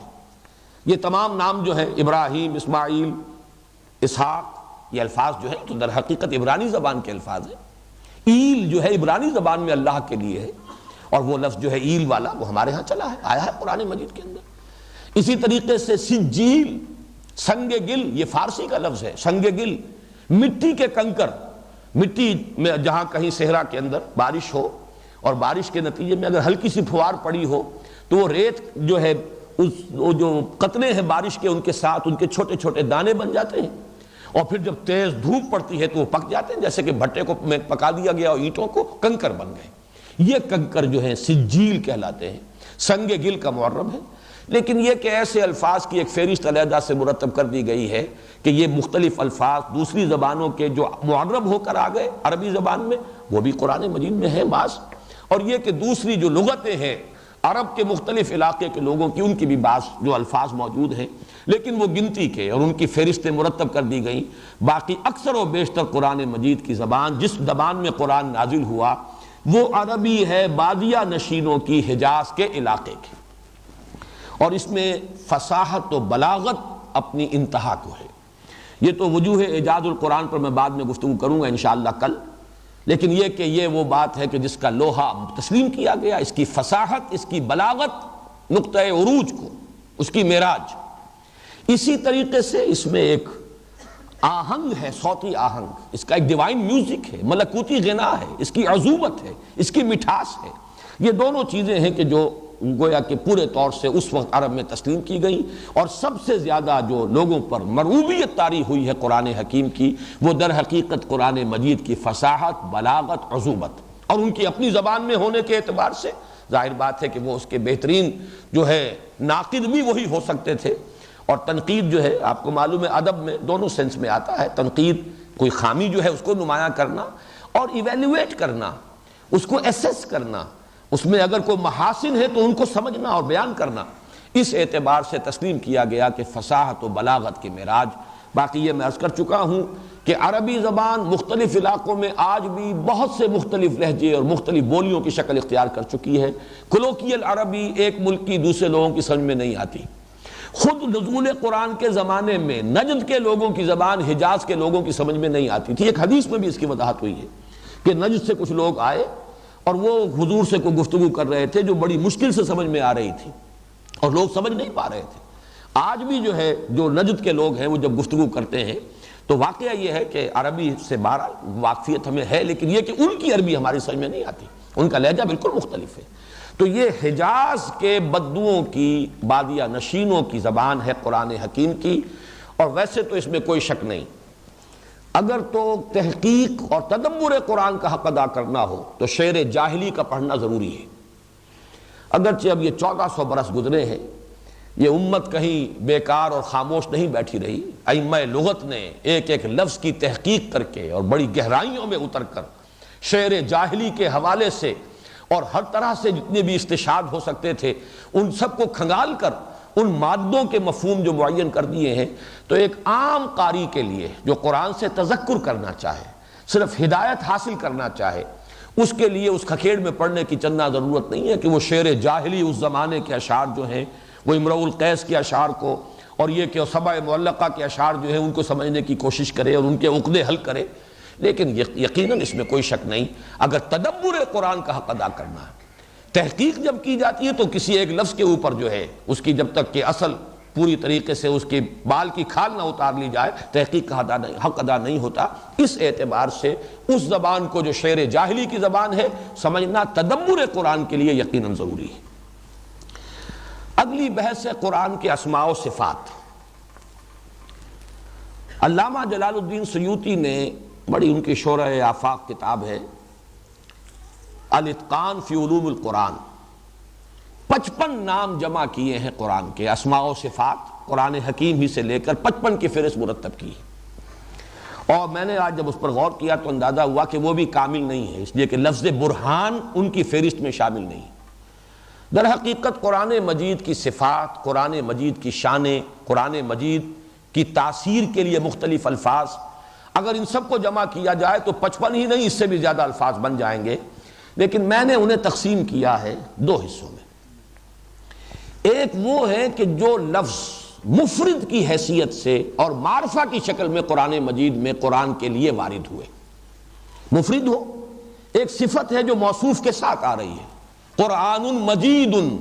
اب مجید قرآن کا نام نہیں ہے، یہ در حقیقت صفت ہے، قرآن کی صفت، اور القرآن المجید بھی کہا گیا ہے۔ اس اعتبار سے اگرچہ الف لام کے ساتھ بھی المجید مل جائے گا، لیکن القرآن المجید چونکہ موصوف کے ساتھ مل کر آیا ہے تو اس کو میں صفت قرار دے رہا ہوں۔ جو الفاظ تنہا آئے ہیں قرآن مجید کے لیے بطور نام، بطور اسم، اور ان میں سے اکثر و بیشتر وہی ہوں گے کہ جن کے ساتھ الف لام لام معرفہ جو ہے لام تعریف لگا ہوا ہوگا، ان ناموں کی فہرست اگر کچھ مرتب کریں تو وہ یہ بنے گی۔ اہم ترین نام جو ایکسکلوسیو ہے قرآن کے لیے، میں بعد میں اس کی وضاحت کروں گا، وہ تو ہے القرآن۔ اس کے بعد سب سے زیادہ کثرت سے استعمال ہونے والا الکتاب، اس کے بعد قرآن کی اصل حقیقت پر روشنی ڈالنے والا اہم ترین نام الذکر۔ قرآن مجید کی افادیت کے لیے سب سے زیادہ جامع نام الہدیٰ۔ قرآن مجید کی نوعیت کہہ لیجئے، اپنی جگہ پر اس کی حیثیت، اس کے اعتبار سے النور۔ قرآن مجید کی ایک شان اور جو ایک لفظ کے طور پر آیا ہے الفرقان، فرق کر دینے والی شے، دودھ کا دودھ، پانی کا پانی جدا کر دینے والی شے۔ پھر الوحی بھی آیا ہے، انذرکم بالوحی، وحی، الوحی۔ اس طریقے سے، اور کلام اللہ، جیسا کہ ابھی میں نے عرض کیا،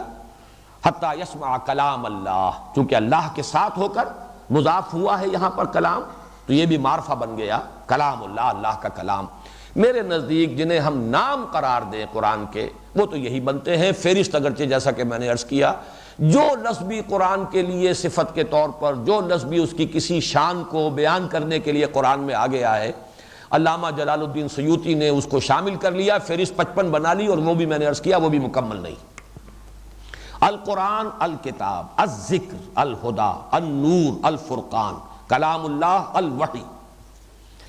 لیکن صفات کے لیے جو الفاظ آئے ہیں، کریم، انہ لقرآن کریم، الحکیم،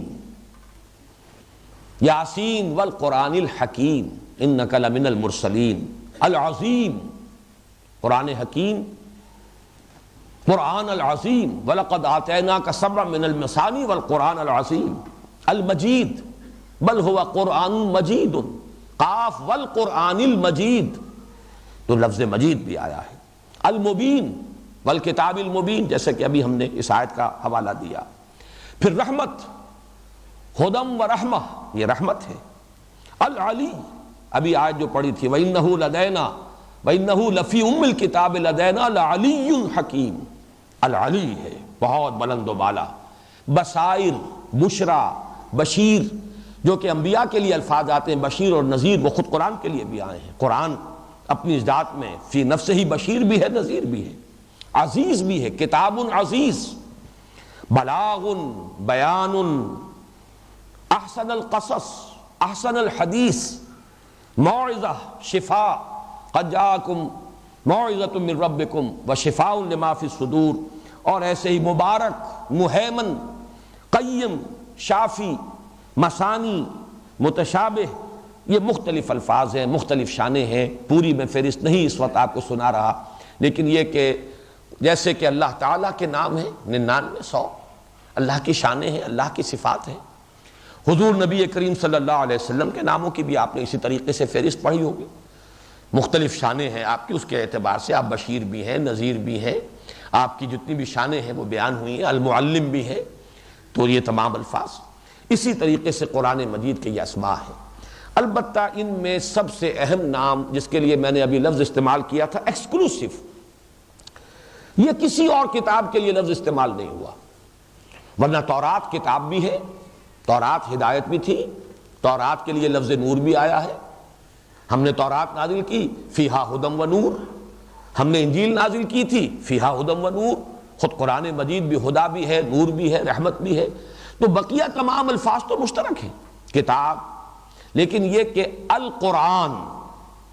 اس لفظ کا اطلاق کسی اور کتب سماویہ میں سے کسی اور کتاب پر نہیں ہوا، یہ تنہا قرآن مجید کے لیے ہے، ایکسکلوسیو نام۔ اسی لیے ایک رائے یہ ہے کہ یہ اسم علم ہے اور اس میں جامد ہے، یہ اس میں مشتق نہیں ہے۔ اس کے لیے مثال ذہن میں رکھیے، جیسے کہ میں نے سورہ اخلاص کے ضمن میں اللہ تعالیٰ کا جو نام اللہ ہے اس کے بارے میں عرض کیا تھا، ایک رائے یہ کہ یہ اس میں جامد ہے، یہ مشتق نہیں ہے، اس میں علم ہے، یہ کسی اور مادے سے نکلا ہوا نہیں ہے، یہ تو اس میں ذات ہے، اس میں علم ہے اور اس میں جامد ہے۔ ایک رائے یہ ہے، لیکن ایک رائے یہ کہ نہیں، یہ بھی جیسے اللہ تعالیٰ کے دوسرے صفاتی نام ہیں، رحیم، الرحیم، رحیم صفت ہے، الرحیم نام ہو گیا، علیم صفت ہے، العلیم نام ہو گیا، تو اللہ تعالیٰ کے بقیہ تمام نام صفاتی ہیں۔ اسی طریقے سے ایک رائے یہ ہے کہ اللہ کا یہ نام بھی صفاتی ہے، الہ پر الف لام داخل ہوا، الالہ، اس میں سے مدغم ہو گئے دو لام، اللہ، الالہ سے اللہ بنائے، تو یہ دوسری رائے ہے۔ بین ہی جو معاملہ اختلافی ہے لفظ اللہ کے بارے میں، وہی اختلاف ہے لفظ قرآن کے بارے میں۔ ایک رائے یہ کہ یہ اس میں جامد ہے، اس میں علم ہے، اس کو کوئی اور اس کا مادہ نہیں۔ دوسری رائے یہ ہے کہ اس کا مادہ ہے،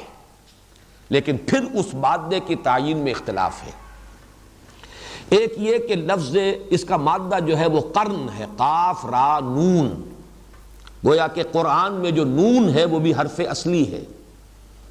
ایک مادہ یہ ہے کہ اس کا مادہ ہے، ایک رائے یہ ہے کہ اس کا مادہ ہے قاف را اور حمزہ، یہ گویا کہ محموز ہے، حمزہ ہے اس میں، اس اعتبار سے یہ قاف را اور حمزہ اس کا مادہ ہے۔ میں یہ باتیں صرف عرض کر رہا ہوں اہل علم کے لیے، ذرا سی دلچسپی کے لیے۔ قرن سے اب جن لوگوں نے قرن کو اس کا مادہ مانا ہے کہ اس سے قرآن کا لفظ بنا ہے، ان کی بھی دو رائے ہیں۔ ایک عرب کہتے ہیں قرنت الشیء بالشیء، کوئی چیز دوسری شے کے ساتھ شامل کر دی گئی، قرنہ، تو اس سے قرآن بنا ہے کہ اللہ تعالیٰ کی آیات، اللہ تعالیٰ کا کلام جو وقتاً فوقتاً نازل ہوا، اس کو جب جمع کر دیا گیا تو وہ لفظ قرآن بن گیا۔ قرنت الشیء الی الشیء۔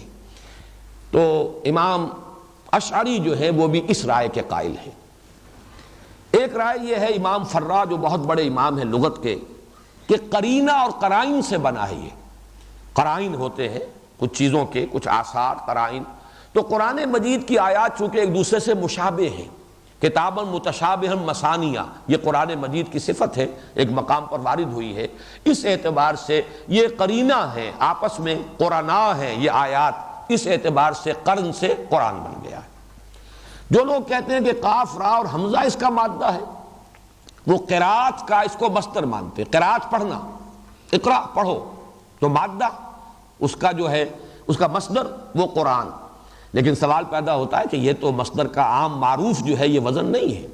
لیکن اس کی مثالیں عربی میں موجود ہیں۔ رجحان، رجحان میں رجحہ، راجح، نون اصلی نہیں ہے لیکن مصدر کے اندر نون آ گیا۔ غفران، غفران کا مادہ مت جو ہے نون اس میں شامل نہیں ہے، غین فے اور را ہے، لیکن غفران، غفرانک، غفرانک ربنا والیک المصیر۔ تو جیسے رجحان اور غفران مصدر ہیں، ایسے ہی قرات کا مصدر ہے قرآن، پڑھنا۔ اور مصدر بسا اوقات آ جاتا ہے مفعول کی جگہ پر، گویا کہ پڑھی جانے والی شے، پڑھی گئی شے قرآن ہے۔ اور ایک عرب کہتے ہیں قرأت الماء فی الحوض، میں نے پانی جمع کر لیا حوض کے اندر، اور اسی سے لفظ قریہ بنا ہے، لوگ جہاں جمع ہو جائیں۔ گویا کہ قرآن سے مطلب ہے اللہ کا کلام جہاں جمع کر لیا گیا، تمام آیات جب جمع کر لی گئیں تو یہ قرآن بن گیا۔ جیسے قریہ وہ جگہ ہے جہاں لوگ آباد ہو جائیں، مل جل کر رہ رہے ہوں، اسی طریقے سے یہ جو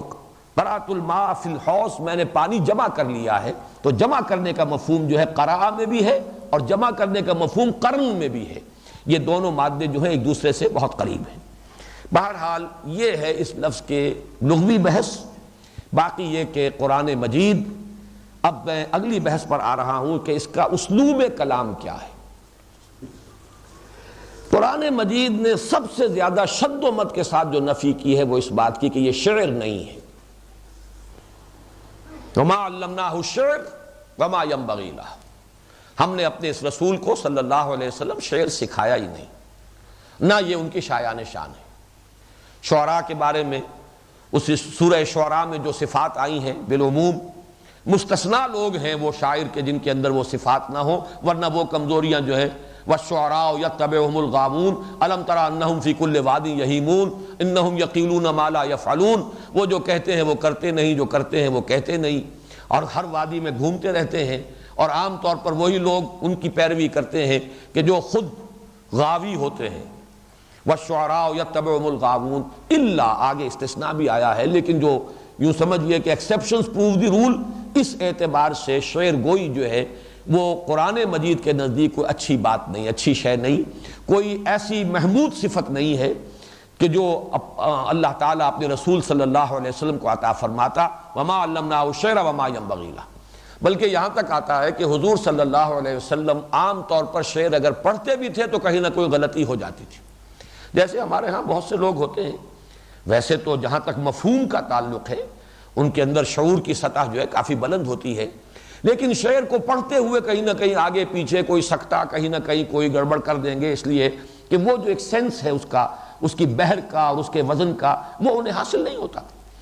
تو نبی اکرم صلی اللہ علیہ وسلم پر سے بھی اللہ تعالیٰ یہ تہمت ہٹانا چاہتا تھا کہ انہیں شاعر نہ کہا جائے، لہذا وہ آپ کے اندر وصف ہی پیدا نہیں کیا۔ بلکہ بڑا دلچسپ واقعہ آتا ہے کہ ایک مرتبہ حضور نے ایک شعر پڑھا اور اس میں کوئی غلطی ہوئی، حضرت ابوبکر کے سامنے آپ پڑھ رہے تھے تو مسکرائے حضرت ابوبکر رضی اللہ تعالی عنہ، اور عرض کیا انہوں نے میں گواہی دیتا ہوں اشہد انک رسول اللہ، میں گواہی دیتا ہوں کہ آپ اللہ کے رسول ہیں، اور اللہ نے فرمایا ہے کہ وما علمناہ الشعر وما ينبغی لہ، تو آپ کو واقعتاً شعر سے مناسبت نہیں ہے، یعنی شعر کے اندر جو وزن اور اس کی بحر وغیرہ کا معاملہ ہے، باقی جہاں تک اس کے مفہوم کا اور اعلیٰ مضامین اگر ہوں شعر میں تو خود حضور کا یہ فرمان ہے وَإِنَّ مِنَ الشِّعْرِ لَحِکْمَةً إِنَّ مِنَ الْبِيَانِ لَسِحْرًا وَإِنَّ مِنَ الشِّعْرِ لَحِکْمَةً، بہت سے بیان، بہت سے خطبے، بہت سی تقریریں تو جادو اثر ہوتی ہیں، اور بہت سے اشعار کے اندر جو ہے حکمت کے خزانے ہوتے ہیں۔ بعض اشعار خود حضور صلی اللہ علیہ وسلم نے بعض شعراء جو تھے ان کے خود پڑھے بھی ہیں اور ان کی تحسین فرمائی ہے، لیکن یہ کہ قرآن شعر نہیں ہے۔ البتہ ایک بات کہنے کی جرات کر رہا ہوں کہ ایک شاعری قدیم زمانے کی ہوتی تھی جس میں بحر اور وزن اور ردیف اور قافیہ اس کی پابندیاں ہوتی تھی بہت ہی سختی کے ساتھ، اس کے اعتبار سے تو یقیناً قرآن شعر نہیں، لیکن ایک شاعری جس کا رواج غالباً، یہ میرا ایک اندازہ ہے، میں اس کا محقق نہیں ہوں، شاید یہ قرآن کے بعد ہی اس کے اسلوب کو چرایا گیا ہے، جسے بلینک ورس آپ کہتے ہیں، آزاد نظم۔ آزاد نظم کے اندر جو صفات اور خصوصیات آج کل ہوتی ہیں، میں یہ سمجھتا ہوں کہ ان کا منبع اور سرچشمہ قرآن حکیم ہے، اس لیے کہ اس میں ایک ردم بھی ہوتا ہے،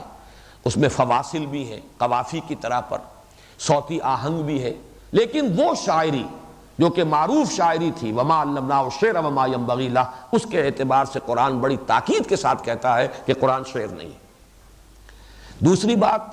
عام معنی میں قرآن کتاب بھی نہیں ہے۔ وہ اقبال کا مصرع یہاں بھی کوٹ کر رہا ہوں، اگرچہ اصل تو معنی وہ تھے جو میں بیان کر چکا ہوں، یہ کتابیں نیست چیزیں دیگر است۔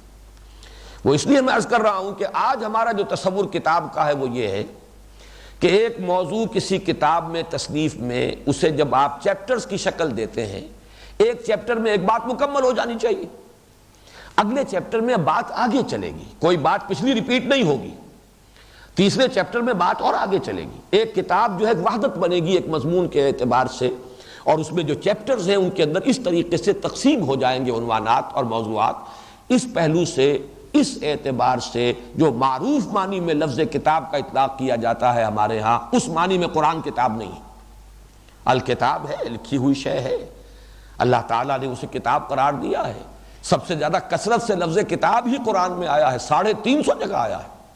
قرآن اور قرآنن یہ تقریباً 70 مقام پر آیا ہے، لیکن قرآن آیا ہے ایکسکلوسیو، اور کتاب کا لفظ آیا ہے وہ تورات کے لیے بھی، انجیل کے لیے بھی، علم خداوندی کے لیے بھی، تقدیر کے لیے بھی، اور قرآن مجید کے حصوں کے لیے بھی، قرآن مجید کے احکام کے لیے بھی، لیکن یہ کہ بہرحال کتاب اس معنی میں تو ہے، معاذ اللہ کوئی نہیں کہہ سکتا کہ قرآن کتاب نہیں ہے، لیکن جس معنی میں ہم لفظ کتاب بولتے ہیں اس معنی میں قرآن کتاب نہیں۔ تیسرے نمبر پر نفی کرنی چاہیے، ایسا بھی نہیں ہے کہ یہ مجموعہ مقالات ہو، کلیکشن آف ایسیز نہیں ہے، اس لیے کہ ہر ایسے، ہر مقالہ اپنی جگہ پر ایک مکمل شے ہوتا ہے، خود مکتفی، مکمل، اس کی کلیکشن ہے، لیکن وہ شکل بھی قرآن مجید کے بارے میں ہم نہیں کہہ سکتے۔ اب یہ ہے کیا؟ پہلی بات تو نوٹ کیجئے کہ اس کا اسلوب ہے خطبے کا، انداز خطبے کا ہے۔ عرب میں دو ہی چیزیں زیادہ معروف تھیں، یا خطابت یا شاعری۔ شعراء ان کے ہاں بڑے محبوب تھے، شاعری کا بڑا انہیں ذوق تھا، شعراء کی بڑی قدر کرتے تھے، بڑی قدر و منزلت، ان کے مقابلے ہوتے تھے قصیدہ گوئی کے، پھر ہر سال جو ہے جو سب سے بڑا شاعر شمار ہوتا تھا اس کے سامنے باقی سب شاعر سجدہ کرتے تھے باقاعدہ، اس کی اظہار، اس عظمت کے تسلیم کرنے کی ایک علامت کے طور پر، پھر اس کا قصیدہ لٹکا دیا جاتا تھا بیت اللہ پر، سبع معلقہ وہی قصائد ہے۔ تو یا تو وہ شعروں سے واقف تھے یا خطبے، خطیب۔ تو قرآن مجید اس دور کی یہ جو دو صنفیں سب سے زیادہ معروف تھیں، شاعری اور خطبہ، اس میں خطبے کے اسلوب پر ہے۔ اسی اعتبار سے ہم یہ کہہ سکتے ہیں کہ یہ قرآن حکیم، یہ مصحف جو ہمارے پاس ہے، مجموعہ خطبات الہیہ ہے، ایک کلیکشن آف ڈیوائن اوریشنز۔ ہر صورت ایک خطبے کے مانند ہے۔ اس خطبے کے اعتبار سے چند باتیں ہیں جو نوٹ کر لیں۔ خطبے میں مخاطب یا خطیب اور مخاطب جن سے کہ خطاب کیا جا رہا ہو، ان کے درمیان ایک ذہنی رشتہ ہوتا ہے۔ مخاطب یا خطیب کو معلوم ہے میرے سامنے کون لوگ بیٹھے ہیں،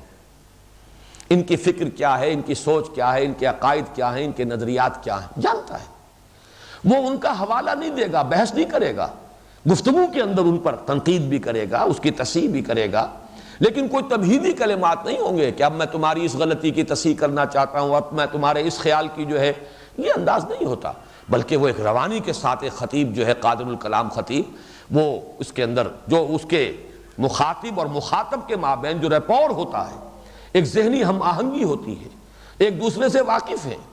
اور جو خاص طور پر جو مخاطبین ہیں ان کے فہم، ان کی سمجھ، ان کے عقائد، ان کے نظریات سے وہ خطیب واقف ہوتا ہے۔ تو یہ در حقیقت خطبے کی ایک شان ہے، یہی وجہ ہے کہ اس میں تحویل خطاب ہوتی ہے اور بغیر وارننگ کے ہوتی ہے۔ ایک خطیب خطبہ دے رہا ہے، وہ مسجد میں خطبہ دے رہا ہے اور وہ مخاطب کر رہا ہے صدر صاحب کو۔ صدر ایوب کے زمانے میں خطیب مسجد کے اندر خطبہ دیتے ہوئے ایک دم گفتگو شروع کر دیتا تھا صدر ایوب کے ساتھ، یا بھٹو صاحب کے ساتھ، یا ضیاء الحق صاحب کے ساتھ، حالانکہ نہ وہ وہاں موجود ہیں، وہ غائب کو حاضر فرض کر کے، اور بسا اوقات حاضر کو غائب فرض کر کے، جو لوگ بیٹھے ہوئے ان سے بھی صیغہ غائب میں گفتگو شروع ہو جائے گی، اور یہ بھی ایک بلاغت کا انداز ہے۔ کبھی وہ بات ایک طرف کر رہا ہے، کبھی دوسری طرف کر رہا ہے، کبھی کسی غائب سے کر رہا ہے، اور وہ انداز ہوگا خطابت کا، اگرچہ وہ غائب وہاں موجود نہیں ہے۔ اس کو کہتے ہیں تحویل خطاب، اور قرآن مجید پر غور کرنے کے ضمن میں اس کی بڑی اہمیت ہوتی ہے۔ خطاب کا رخ معین کرنا، یہ بات کس سے کہی جا رہی ہے، مخاطب کون ہے، اسی کے اعتبار سے اس بات کا اصل مفہوم جو ہے اجاگر ہو کر سامنے آتا ہے، ورنہ اگر یہ کہ مخاطب کا تعین نہ ہو تو بہت سے بڑے بڑے مغالطے جو ہے جنم لے سکتے ہیں۔ پھر یہ کہ خطبے میں آپ نے دیکھا ہوگا ایک مقالہ ہے، مقالے میں عام طور پر صرف عقل سے اپیل کی جاتی ہے، اس میں لاجک، اس میں منطق، دلائل، عقلی دلائل۔ خطبے میں جہاں عقل سے اپیل ہوتی ہے وہاں جذبات سے اپیل ہوتی ہے، انسان کے اندر جھانک کر گویا کہ بات کی جا رہی ہے، لوگوں کو دعوت دی جاتی ہے اپنے اندر جھانکو، وفی انفسکم افلا تبصرون، ذرا جھانکو اپنے اندر، ان کے جذبات سے اپیل کی جاتی ہے۔ اف اللہ شک فاطر السماوات والارض، ذرا غور کرو، کیا اللہ کے بارے میں کوئی شک ہو سکتا ہے جو آسمان اور زمین کا بنانے والا ہے؟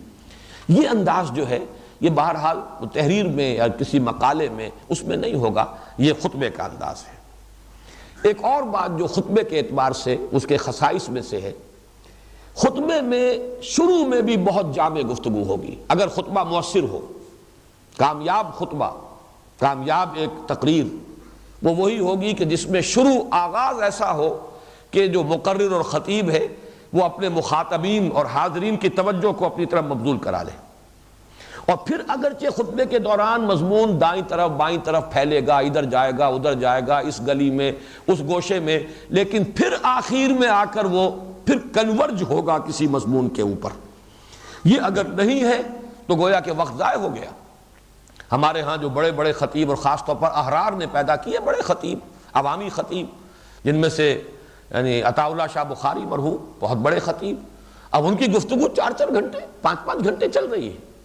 اور اس میں کبھی مشرق کی، کبھی مغرب کی، کبھی شمال کی، کبھی جنوب کی، کبھی ہنسانے کا انداز، کبھی رلانے کا انداز، کہیں لطیفہ گوئی، کہیں کوئی اور انداز، لیکن اول و آخر بات بالکل واضح، خوب گھما پھرا کر بھی مخاطب کو کسی ایک بات پر لے آنا کہ اٹھے تو کوئی ایک بات لے کر اٹھے، کوئی ایک پیغام، کوئی ایک جذبہ اس کے اندر جاگ چکا ہو، کوئی پیغام اس تک پہنچ چکا ہو۔ یہ خطبے کے اوصاف ہیں۔ اگرچہ قصائد کے اندر بھی آپ کو معلوم ہے، غزل ہو قصیدہ ہو تو مطلع اور مقطع دونوں کی بڑی اہمیت ہے۔ مطلع جاندار ہے تو آپ غزل پڑھیں گے، اور مطلع ہی پھسپھسا ہے تو کیا پڑھیں گے، آگے آپ پڑھیں گے ہی نہیں۔ اسی طریقے سے مقطع جاندار ہونا چاہیے، تو مطلع اور مقطع کے الفاظ اسی لیے علیحدہ سے وضع کیے گئے۔ تو خطبات کے اندر بھی یہ کہ ابتدا میں اور اختتام پر نہایت جامع اور جو اصل مضمون ہوتا ہے، اسی لیے خواتیم اور فواتح سور کا قرآن مجید کی جو سورتوں کی ابتدائی آیات اور اختتامی آیات ہیں ان کی فضیلت پر مشتمل بہت سی احادیث ملتی ہیں۔ سورہ بقرہ کی ابتدائی آیات، اختتامی آیات، اسی طریقے سے سورہ آل عمران کی شروع کی آیات، پھر وہ خاتمہ سورت کی آیات، سورہ حج کا یہی انداز، یہ آپ کو اکثر و بیشتر صورتوں میں ملے گا۔ تو یہ ہے اصل میں بالعموم جو قرآن مجید کا اسلوب ہے، وہ ظاہر بات ہے شاعری کا نہیں، عام معنی میں وہ کتاب نہیں، وہ مجموعہ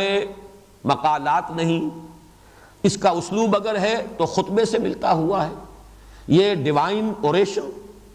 اور کلیکشن آف ڈیوائن اوریشنز، اللہ تعالیٰ کے یہ خطبات الہیہ ہیں جن کا مجموعہ ہے۔ اب ایک مضمون جو میں آج اور چاہتا تھا